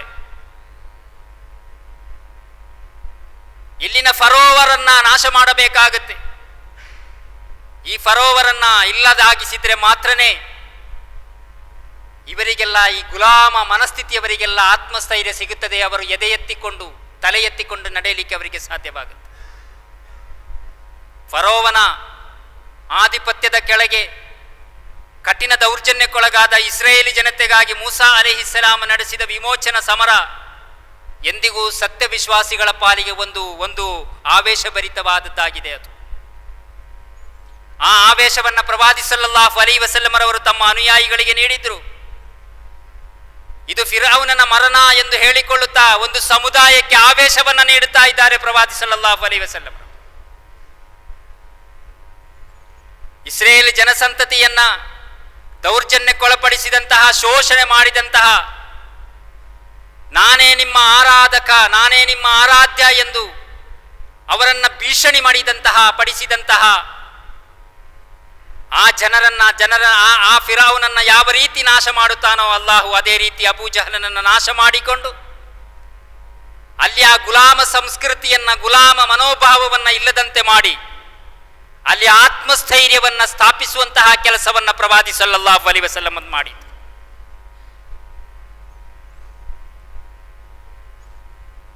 ಅಬೂ ಜಹಲನ ಪತನವನ್ನ ಪ್ರವಾದಿ ಸಲ್ಲಲ್ಲಾಹು ಅಲೈಹಿ ವಸಲ್ಲಂ ಆ ಕಾಲಘಟ್ಟದ ಫರೋವನ ಅಂತ್ಯವಾಗಿ ಗುರುತಿಸಿತು. ಈಗ ನಾವು ನೋಡಬೇಕಾದದ್ದು ನಮ್ಮ ಫರೋವ ಯಾರು, ನಮ್ಮ ಅಬೂ ಜಹಲ್ ಯಾರು, ನಮ್ಮ ಫಿರೌನ್ ಯಾರು, ನಮ್ಮ ಶತ್ರು ಯಾರು. ಎಲ್ಲ ರೀತಿಯಲ್ಲೂ ನಮಗೆ ಶತ್ರುಗಳಿದ್ದಾರೆ. ದೈಹಿಕವಾಗಿ ಆಕ್ರಮಿಸುವಂತಹ ಶತ್ರುಗಳು, ಮಾನಸಿಕವಾಗಿ ಆಕ್ರಮಿಸುವಂತಹ ಶತ್ರುಗಳು, ಆರ್ಥಿಕವಾಗಿ ಆಕ್ರಮಿಸುವಂತಹ ಶತ್ರುಗಳು, ಸಾಮಾಜಿಕವಾಗಿ ಆಕ್ರಮಣ ಮಾಡುವಂತಹ ಶತ್ರುಗಳು, ವಿದ್ಯಾಭ್ಯಾಸ ಶೈಕ್ಷಣಿಕವಾಗಿ ನಮ್ಮನ್ನು ಆಕ್ರಮಣ ಮಾಡುವಂತಹ ಶತ್ರುಗಳು. ಈ ಶತ್ರುಗಳನ್ನು ನಾವು ಕಂಡು ಹಿಡಿಯಬೇಕಾಗ್ತದೆ. ಒಂದು ವೇಳೆ ಈ ಶತ್ರುಗಳನ್ನ, ಫರೋವರನ್ನ, ಅಬೂ ಜಹಲನ್ನ ಮಿತ್ರರನ್ನಾಗಿಸುವುದೇ ಆದರೆ ಒಂದು ಸಮುದಾಯಕ್ಕೆ ಅತಿಜಯಿಸಲಿಕ್ಕೆ ಸಾಧ್ಯವಿಲ್ಲ. ನಿಮಗೆ ಗೆಲ್ಲಲಿಕ್ಕೆ ಸಾಧ್ಯವಿಲ್ಲ, ನಮಗೆ ಗೆಲ್ಲಲಿಕ್ಕೆ ಸಾಧ್ಯವಿಲ್ಲ. ಶತ್ರು ಎಂದು ಕಂಡು ಹಿಡಿದ ನಂತರ ಆ ಶತ್ರು ನನ್ನ ಮಿತ್ರ ಅಂತ ನಾವು ತಿಳಿದುಕೊಳ್ಳುವುದಾದರೆ, ಶತ್ರುವನ್ನ ನಾವು ಗುರುತಿಸಿದ ನಂತರ ಒಂದು ಘಟ್ಟದಲ್ಲಿ ನಮ್ಮ ಹಿತಾಸಕ್ತಿಗಾಗಿ ಆ ಶತ್ರು ನಮ್ಮ ಮಿತ್ರ ಎಂದು ನಾವು ಕಂಡುಕೊಳ್ಳುವುದೇ ಆದರೆ ನಮಗೆ ವಿಜಯ ಸಾಧ್ಯವಿಲ್ಲ. ನಮಗೆ ಅತಿಜಯಿಸಲಿಕ್ಕೆ, ನಮಗೆ ಓವರ್ಕಮ್ ಆಗಲಿಕ್ಕೆ ನಮಗೆ ಸಾಧ್ಯ ಇಲ್ಲ ಎಂಬುದನ್ನು ಗಮನವಿಟ್ಟು ನಾವು ತಿಳಿದುಕೊಳ್ಳಬೇಕಾಗುತ್ತದೆ. ಇದುವೇ ಬದರಿನ ಸಂದೇಶವಾಗಿರುತ್ತೆ. ಈ ಪ್ರತಿರೋಧ, ಬದರಿನಲ್ಲಿ ನಡೆಸಿದಂತಹ ಪ್ರತಿಕ್ರಿಯೆ ಅದು ನೈಸರ್ಗಿಕವಾದದ್ದು. ಅದು ಒಂದು ಅಜೆಂಡಾ ಅಲ್ಲ, ಅದು ಒಂದು ಅಜೆಂಡವನ್ನಿಟ್ಟು ನಿಮ್ಮಲ್ಲಿ ಮಾಡಿಸುವುದಲ್ಲ. ಅದೊಂದು ನೈಸರ್ಗಿಕವಾದ, ನಮ್ಮ ದೇಹದಲ್ಲೇ, ನಮ್ಮ ನಿಸರ್ಗದತ್ತವಾಗಿ, ನಮ್ಮ ಪ್ರಕೃತಿಯಲ್ಲೇ ಬಂದಂತಹ ಒಂದು ವಿಷಯ. ಅದು ಪ್ರತಿರೋಧ ಒಂದು ಪ್ರಾಪಂಚಿಕ ಪ್ರಕ್ರಿಯೆ. ಅದನ್ನ ಸೃಷ್ಟಿಕರ್ತನಾದ ಅಲ್ಲಾಹನು ತನ್ನ ಸೃಷ್ಟಿಗಳ ಅಸ್ತಿತ್ವಕ್ಕೆ, ಬೆಳವಣಿಗೆಗೆ, ಅವುಗಳ ಧರ್ಮ ನಿರ್ವಹಣೆಗೆ ಸಹಾಯಕವಾದ ರೀತಿಯಲ್ಲಿ ನಮ್ಮ ಪ್ರಕೃತಿಯಲ್ಲಿ ಇಟ್ಟಿದ್ದಾನೆ, ಈ ಇಡೀ ಪ್ರಕೃತಿಯಲ್ಲಿ ಇಟ್ಟಿದ್ದಾನೆ. ಸಸ್ಯಗಳಲ್ಲಿ, ಮರಗಳಲ್ಲಿ ಕಂಡುಬರುವಂತಹ ಮುಳ್ಳುಗಳು ಪ್ರತಿರೋಧದ ಲಾಂಛನಗಳು. ಪ್ರಾಣಿಗಳ ಕೊಂಬು, ಪ್ರಾಣಿಗಳ ಹಲ್ಲುಗಳು, ಪ್ರಾಣಿಗಳ ಉಗುರು, ಪಕ್ಷಿಗಳ ಕೊಕ್ಕು, ಪಕ್ಷಿಗಳ ಉಗುರು, ಪಕ್ಷಿಗಳ ಸಂಘಪ್ರಜ್ಞೆ, ಮತ್ಸ್ಯಗಳ ರೆಕ್ಕೆ, ಮತ್ಸ್ಯಗಳ ಮುಳ್ಳು, ಮತ್ಸ್ಯಗಳ ಹಲ್ಲು, ಇವುಗಳೆಲ್ಲ ಅಲ್ಲಾಹನು ಏರ್ಪಾಡು ಮಾಡಿದಂತಹ ಪ್ರತಿರೋಧದ ಕವಚಗಳು ಇದು. ಈ ರೀತಿ ಮುಳ್ಳು, ಹಲ್ಲು, ಉಗುರು, ಯಾವುದು ಶಕ್ತಿ ಇಲ್ಲದ ಕೊಂಬು, ಯಾವುದು ಇಲ್ಲದಂತಹ ಕೆಲವು ಪ್ರಾಣಿಗಳು ಇವೆ, ಇಲ್ಲಿ ಕುಳಿತಿದ್ದಾವೆ.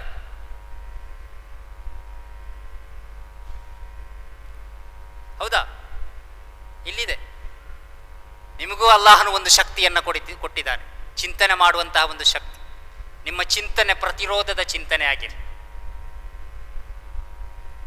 ಇದು ಯಾವುದೂ ಇಲ್ಲದ ಇತರ ಜೀವಿಗಳಿಗೆ ಅಲ್ಲಾಹನು ಅತಿ ವೇಗದಲ್ಲಿ ಓಡಾಡುವಂತಹ ಒಂದು ಶಕ್ತಿಯನ್ನು ಕೊಟ್ಟಿದ್ದಾನೆ, ಓಡಿ ಹೋಗುವಂತಹ ಶಕ್ತಿಯನ್ನು ಕೊಟ್ಟಿದ್ದಾನೆ. ಆ ಪ್ರಾಣಿಯಂತೆ ನೀವಾಗಬೇಡಿ. ತಪ್ಪಿಸಿಕೊಳ್ಳಲು ಬೇಕಾದ ಸಾಮರ್ಥ್ಯವನ್ನ ಅಲ್ಲಾಹನು ಕೆಲವು ಪ್ರಾಣಿಗಳಿಗೆ ಕೊಟ್ಟಿದ್ದಾನೆ. ಇನ್ನು ಕೆಲವು ಜಂತುಗಳಿಗೆ ತಾನು ಕುಳಿತುಕೊಂಡ ಎಲೆಯಲ್ಲಿ ಕುಳಿತುಕೊಳ್ಳುವುದಾದರೆ ಅಥವಾ ಮರದ ಕಾಂಡದಲ್ಲಿ ಕುಳಿತುಕೊಳ್ಳುವುದಾದರೆ ಆ ಕಾಂಡದ ಕಲರ್, ಅದರ ಬಣ್ಣ ತನ್ನ ದೇಹಕ್ಕೆ ಬರ್ತದೆ. ಅಂತಹ ಕೆಲವು ಪ್ರಾಣಿಗಳನ್ನು ಅಲ್ಲಾಹನು ಸೃಷ್ಟಿಸಿದ್ದಾನೆ. ಒಂದು ಮರದಲ್ಲಿ ಒಂದು ಪ್ರಾಣಿ, ಅದು ಆ ಜಂತು ಕುಳಿತುಕೊಂಡ್ರೆ ಆ ಮರ ಯಾವುದು, ಪ್ರಾಣಿ ಯಾವುದು ಎಂದು ಕಂಡುಹಿಡಿಯಲಿಕ್ಕೆ ಶತ್ರುವಿಗೆ ಸಾಧ್ಯವಿಲ್ಲದ ರೀತಿಯಲ್ಲಿ ಅದು ಬಣ್ಣವನ್ನು ಬದಲಾಯಿಸ್ತದೆ. ಅದು ಯಾಕೆ? ಶತ್ರುಗಳಿಂದ ರಕ್ಷಿಸಿಕೊಳ್ಳಿಕ್ಕೆ.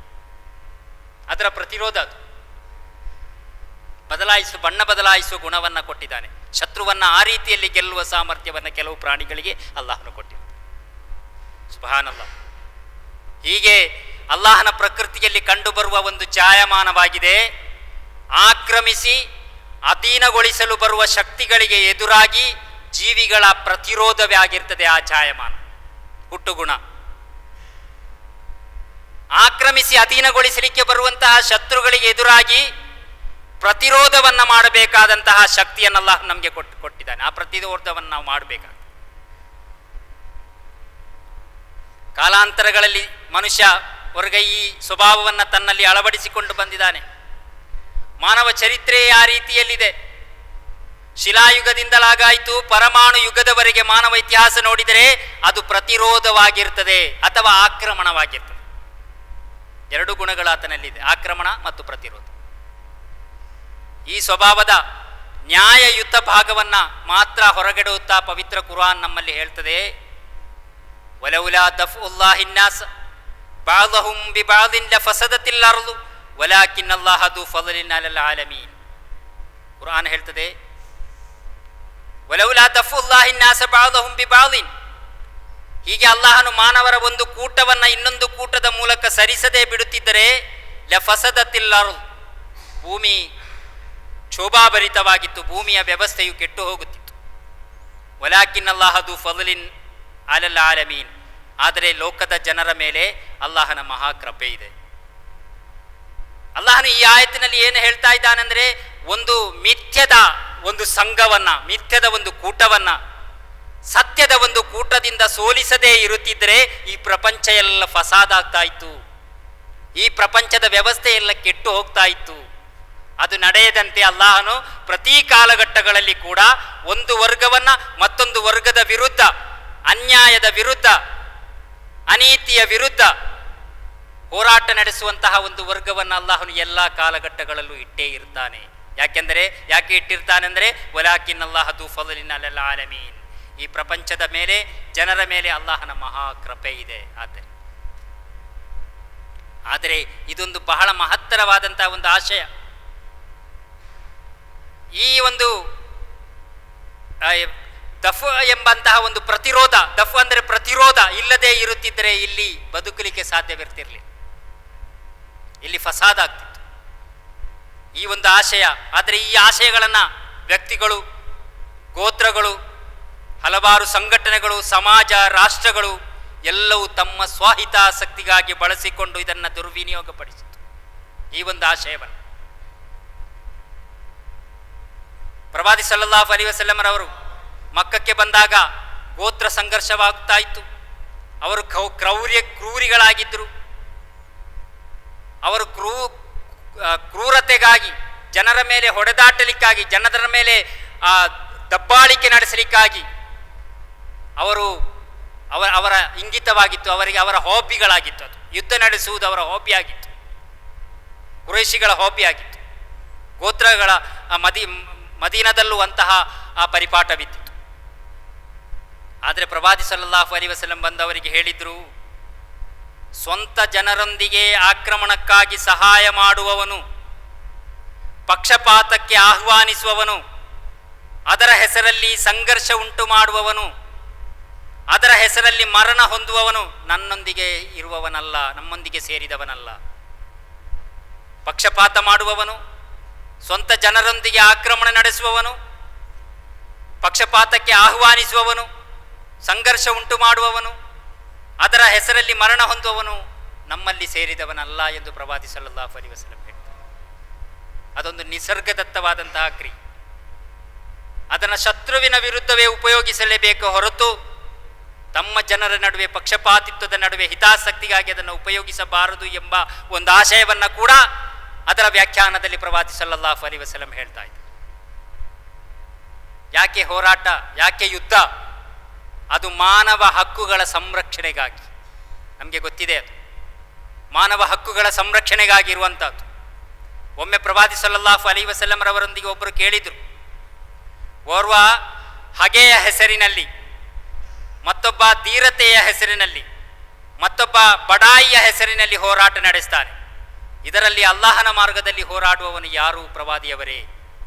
ಪ್ರವಾದಿ ಸಲ್ಲಲ್ಲಾಹು ಅಲೈಹಿ ವಸಲ್ಲಂ ಹೇಳ್ತಾರೆ, ಅಲ್ಲಾಹನ ವಚನದ ಉನ್ನತಿಗಾಗಿ ಯಾರು ಹೋರಾಡುತ್ತಾರೋ ಅವನೇ ನಿಜವಾಗಿ ಅಲ್ಲಾಹನ ಮಾರ್ಗದಲ್ಲಿ ಹೋರಾಡುವವ. ತನ್ನ ಹೆಸರು ಬರಬೇಕೆಂದು ಹೆಸರು ಗಳಿಸಲಿಕ್ಕೆ ಬೇಕಾಗಿ ಹೋರಾಟ ನಡೆಸುವವರಿದ್ದಾರೆ, ಬಡಾಯಿ ಕೊಚ್ಚಿಕೊಳ್ಳಿಕ್ಕಾಗಿ ಹೋರಾಟ ನಡೆಸುವವರಿದ್ದಾರೆ.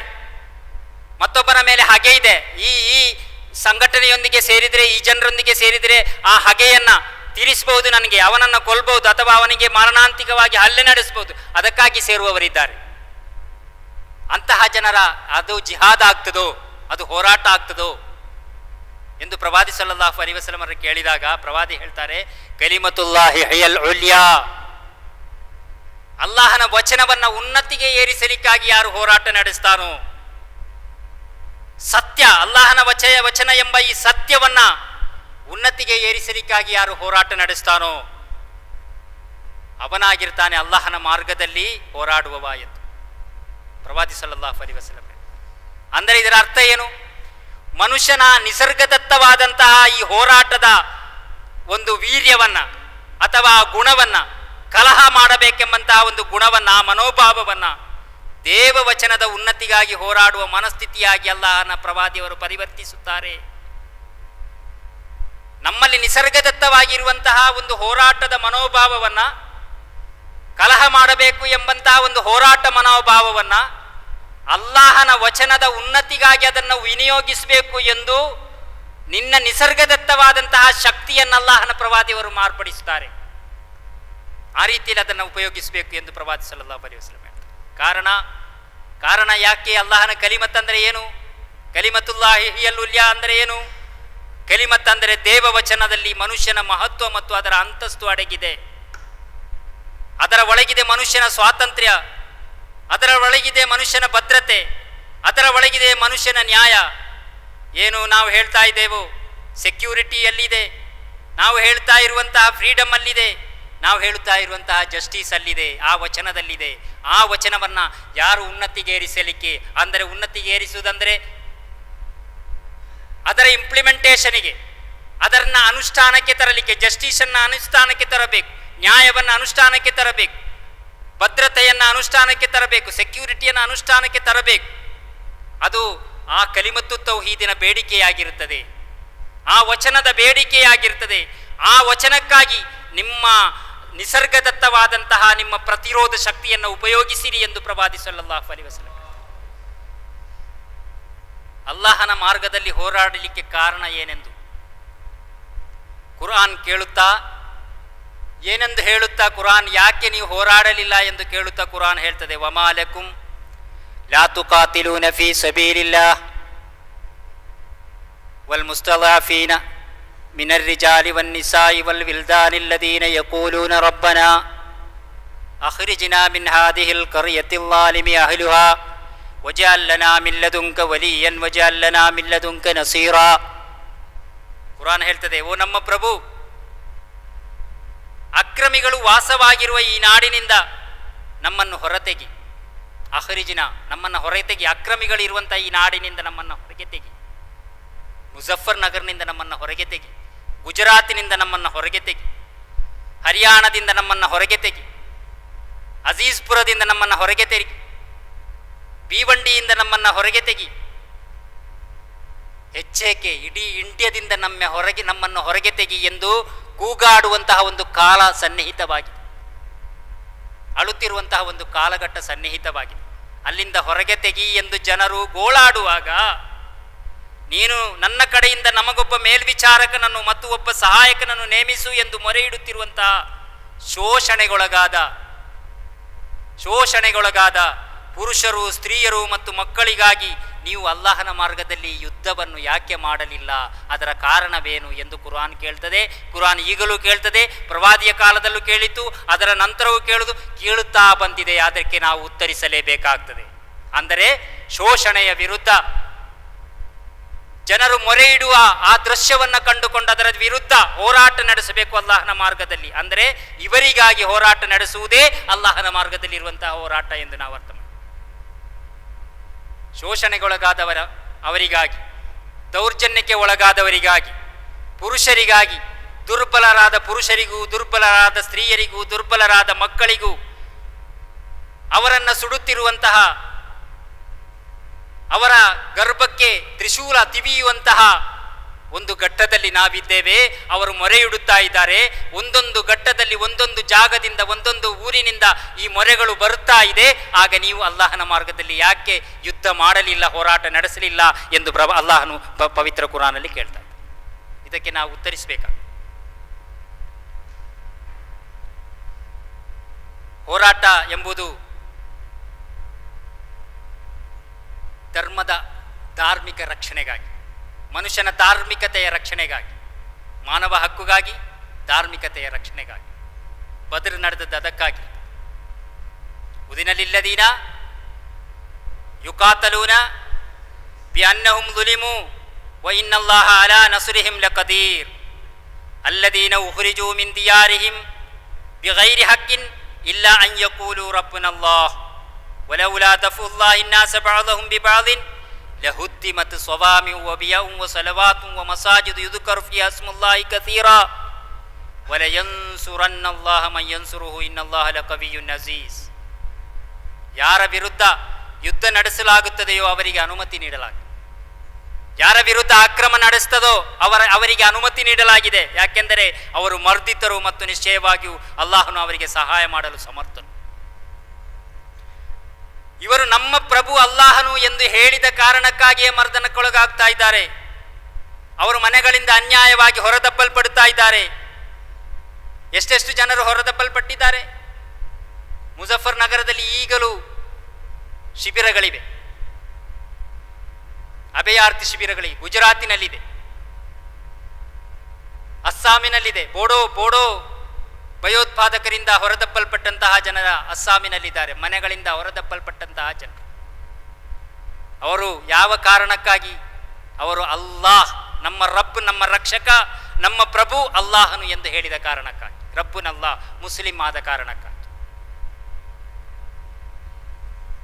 ಅಲ್ಲಾಹನ ಜನರಲ್ಲಿ ಕೆಲವರನ್ನು ಬೇರೆ ಕೆಲವರ ಮೂಲಕ ನೀಗಿಸದೇ ಇರುತ್ತಿದ್ದರೆ, ಅಲ್ಲಾಹನ ನಾಮವನ್ನು ಅತಿ ಹೆಚ್ಚಾಗಿ ಸ್ಮರಿಸಲಾಗುತ್ತಿರುವ ಆಶ್ರಮಗಳು, ಇಗರ್ಜಿಗಳು, ಯಹೂದಿಯರ ಆರಾಧನಾಲಯಗಳು, ಮಸೀದಿಗಳು ಧ್ವಂಸಗೊಳಿಸಲ್ಪಡ್ತಾ ಇತ್ತು. ಯಾರು ಅಲ್ಲಾಹನಿಗೆ ಸಹಾಯ ಮಾಡುವರೋ ಅವನು ಅವರಿಗೆ ಖಂಡಿತವಾಗಿ ಸಹಾಯ ಮಾಡುವನು. ಅಲ್ಲಾಹನು ಮಹಾಶಕ್ತಿಯು, ಇನ್ನಲ್ಲಾಹ ಲಕವಿಯುನ್ ಅಜೀಜ್, ಮಹಾಶಕ್ತಿವಂತನು, ಪ್ರಬಲನೂ ಆಗಿರ್ತಾನೆ. ಧಾರ್ಮಿಕ ಕಾರಣಕ್ಕಾಗಿ ನಮ್ಮ ಧರ್ಮವನ್ನು, ನಮ್ಮ ಧಾರ್ಮಿಕತೆಯನ್ನು, ಮನುಷ್ಯನಲ್ಲಿರುವಂತಹ ಧಾರ್ಮಿಕತೆಯನ್ನು ಉಳಿಸಲಿಕ್ಕಾಗಿ ನಾವು ಅದನ್ನು ಮಾಡಬೇಕು.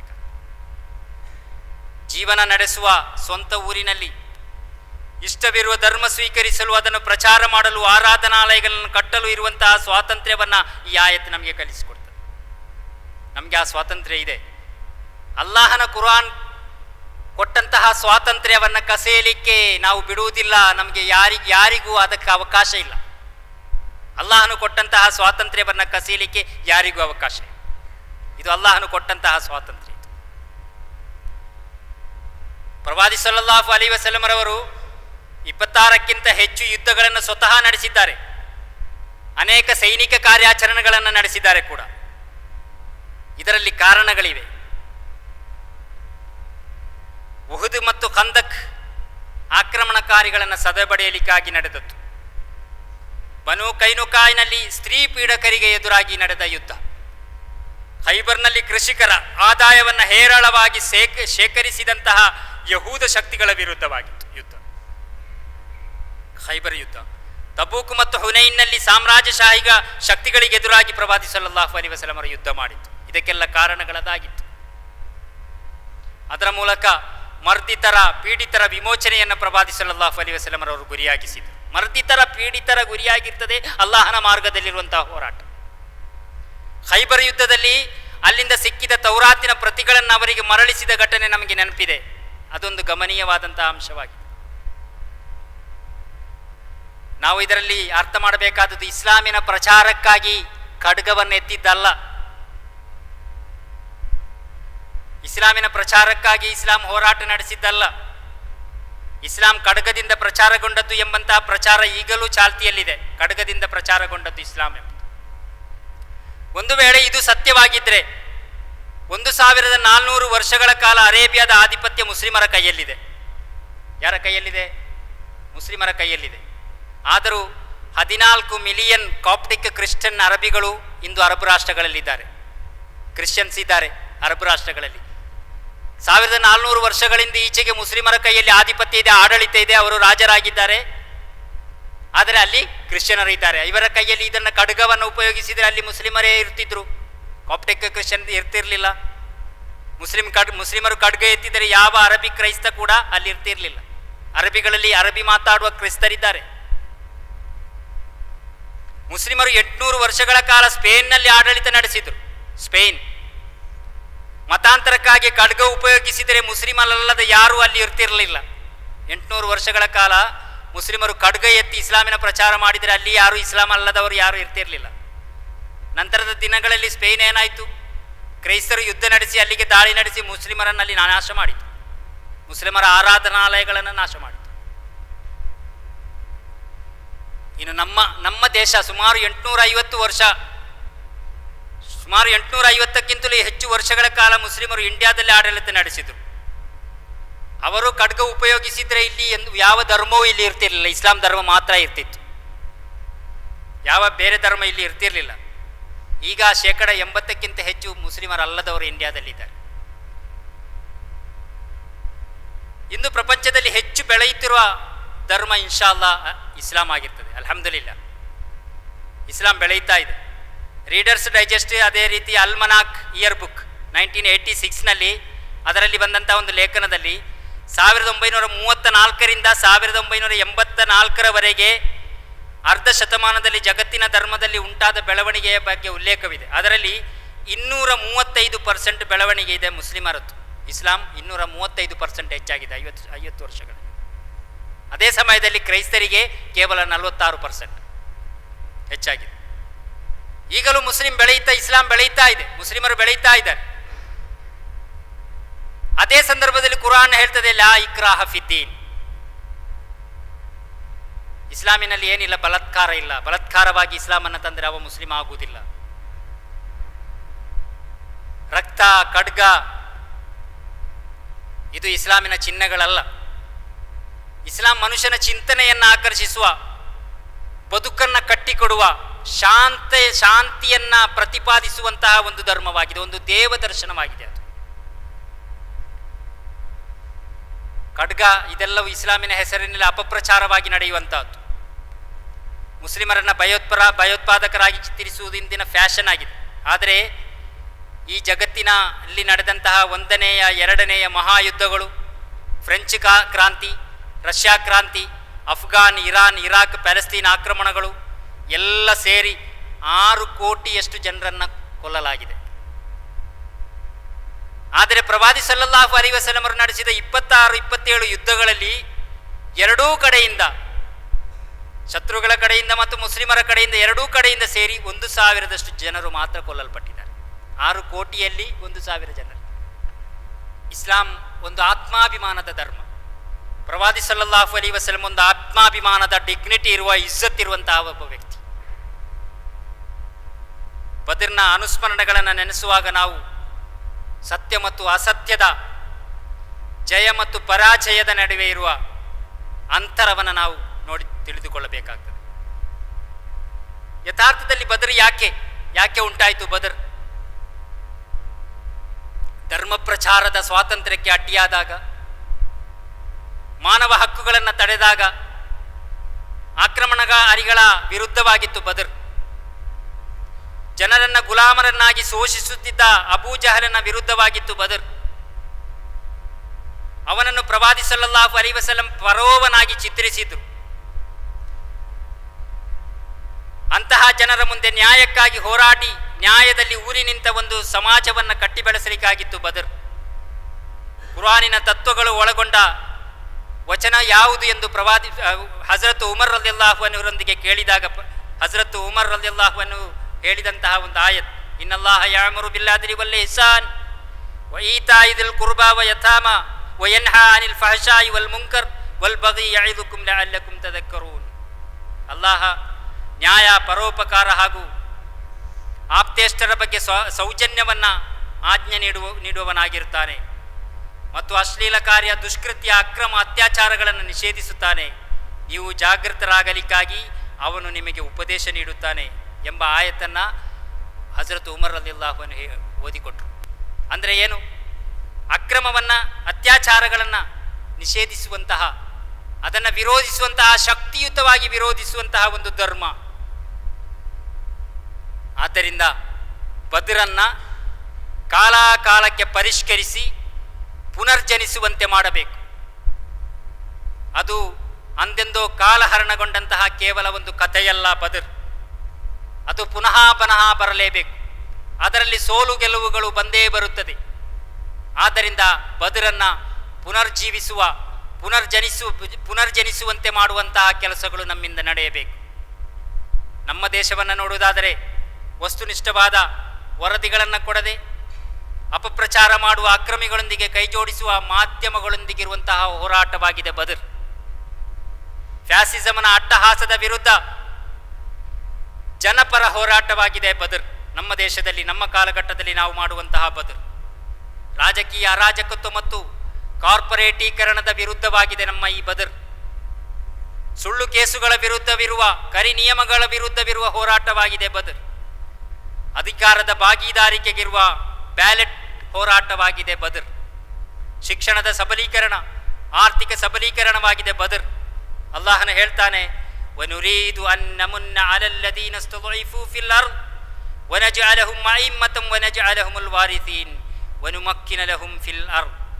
ನಾವು ಭೂಮಿಯಲ್ಲಿ ತುಳಿಯಲ್ಪಟ್ಟವರ ಮೇಲೆ ಕೃಪೆ ತೋರಬೇಕೆಂದು, ಅವರನ್ನು ನಾಯಕರನ್ನಾಗಿ ಮಾಡಬೇಕೆಂದು, ಅವರನ್ನೇ ಉತ್ತರಾಧಿಕಾರಿಗಳನ್ನಾಗಿ ಮಾಡಬೇಕೆಂದು, ಭೂಮಿಯಲ್ಲಿ ಅವರಿಗೆ ಪ್ರಭುತ್ವ ನೀಡಬೇಕೆಂದು ನಾವು ಬಯಸ್ತಾ ಇದ್ದೇವೆ. ಕುರಾನ್ ಹೇಳ್ತದೆ, ಈಗ ನಾವು ದುರ್ಬಲರಾಗಿದ್ದೇವೆ. ಈ ಕಾಲಘಟ್ಟಗಳಲ್ಲಿ ಮುಸ್ಲಿಮರು ಇಂಡಿಯಾದಲ್ಲಿ ಬಹಳ ದುರ್ಬಲರು. ಆದರೆ ಕುರಾನ್ ಆಶ್ವಾಸನೆ ನೀಡುತ್ತದೆ, ಭರವಸೆಯನ್ನು ನೀಡುತ್ತದೆ.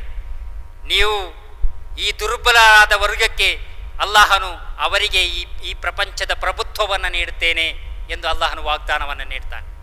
ಆ ವಾಗ್ದಾನದ ಸಾರ್ಥಕ್ಯಕ್ಕಾಗಿ, ಅದರ ಸಫಲೀಕರಣಕ್ಕಾಗಿ ನಾವು ಎಂದೂ ಕೂಡ ನಾವು ಹಿಂಜರಿಯದೆ ನಾವು ಮುಂದಕ್ಕೆ ಹೋಗಿಕೊಂಡು ಅದರಲ್ಲಿ ನಾವು ಅಣಿಯಾಗಿ ಹೋರಾಟವನ್ನು ನಡೆಸಿಕೊಂಡು ಆ ಪ್ರಭುತ್ವದ ಎಡೆಗೆ ನಾವು ಹೋಗಬೇಕು. ಆ ಪ್ರಭುತ್ವ ನಮ್ಮ ಕೈಯಲ್ಲಿ ಬರುವವರೆಗೆ ನಮ್ಮ ಹೋರಾಟ ನಿಲ್ಲಕೂಡದು ಎಂದು ಹೇಳುತ್ತಾ ನನ್ನ ಮಾತನ್ನು ನಿಲ್ಲಿಸ್ತೇನೆ. ವಾಹಿರ್ ದಾವಾನಾ ಅಲ್ಹಮ್ದುಲಿಲ್ಲಾಹಿ ರಬ್ಬಿಲ್ ಆಲಮೀನ್. ಅಸ್ಸಲಾಮು ಅಲೈಕುಂ ವರಹಮತುಲ್ಲಾಹಿ.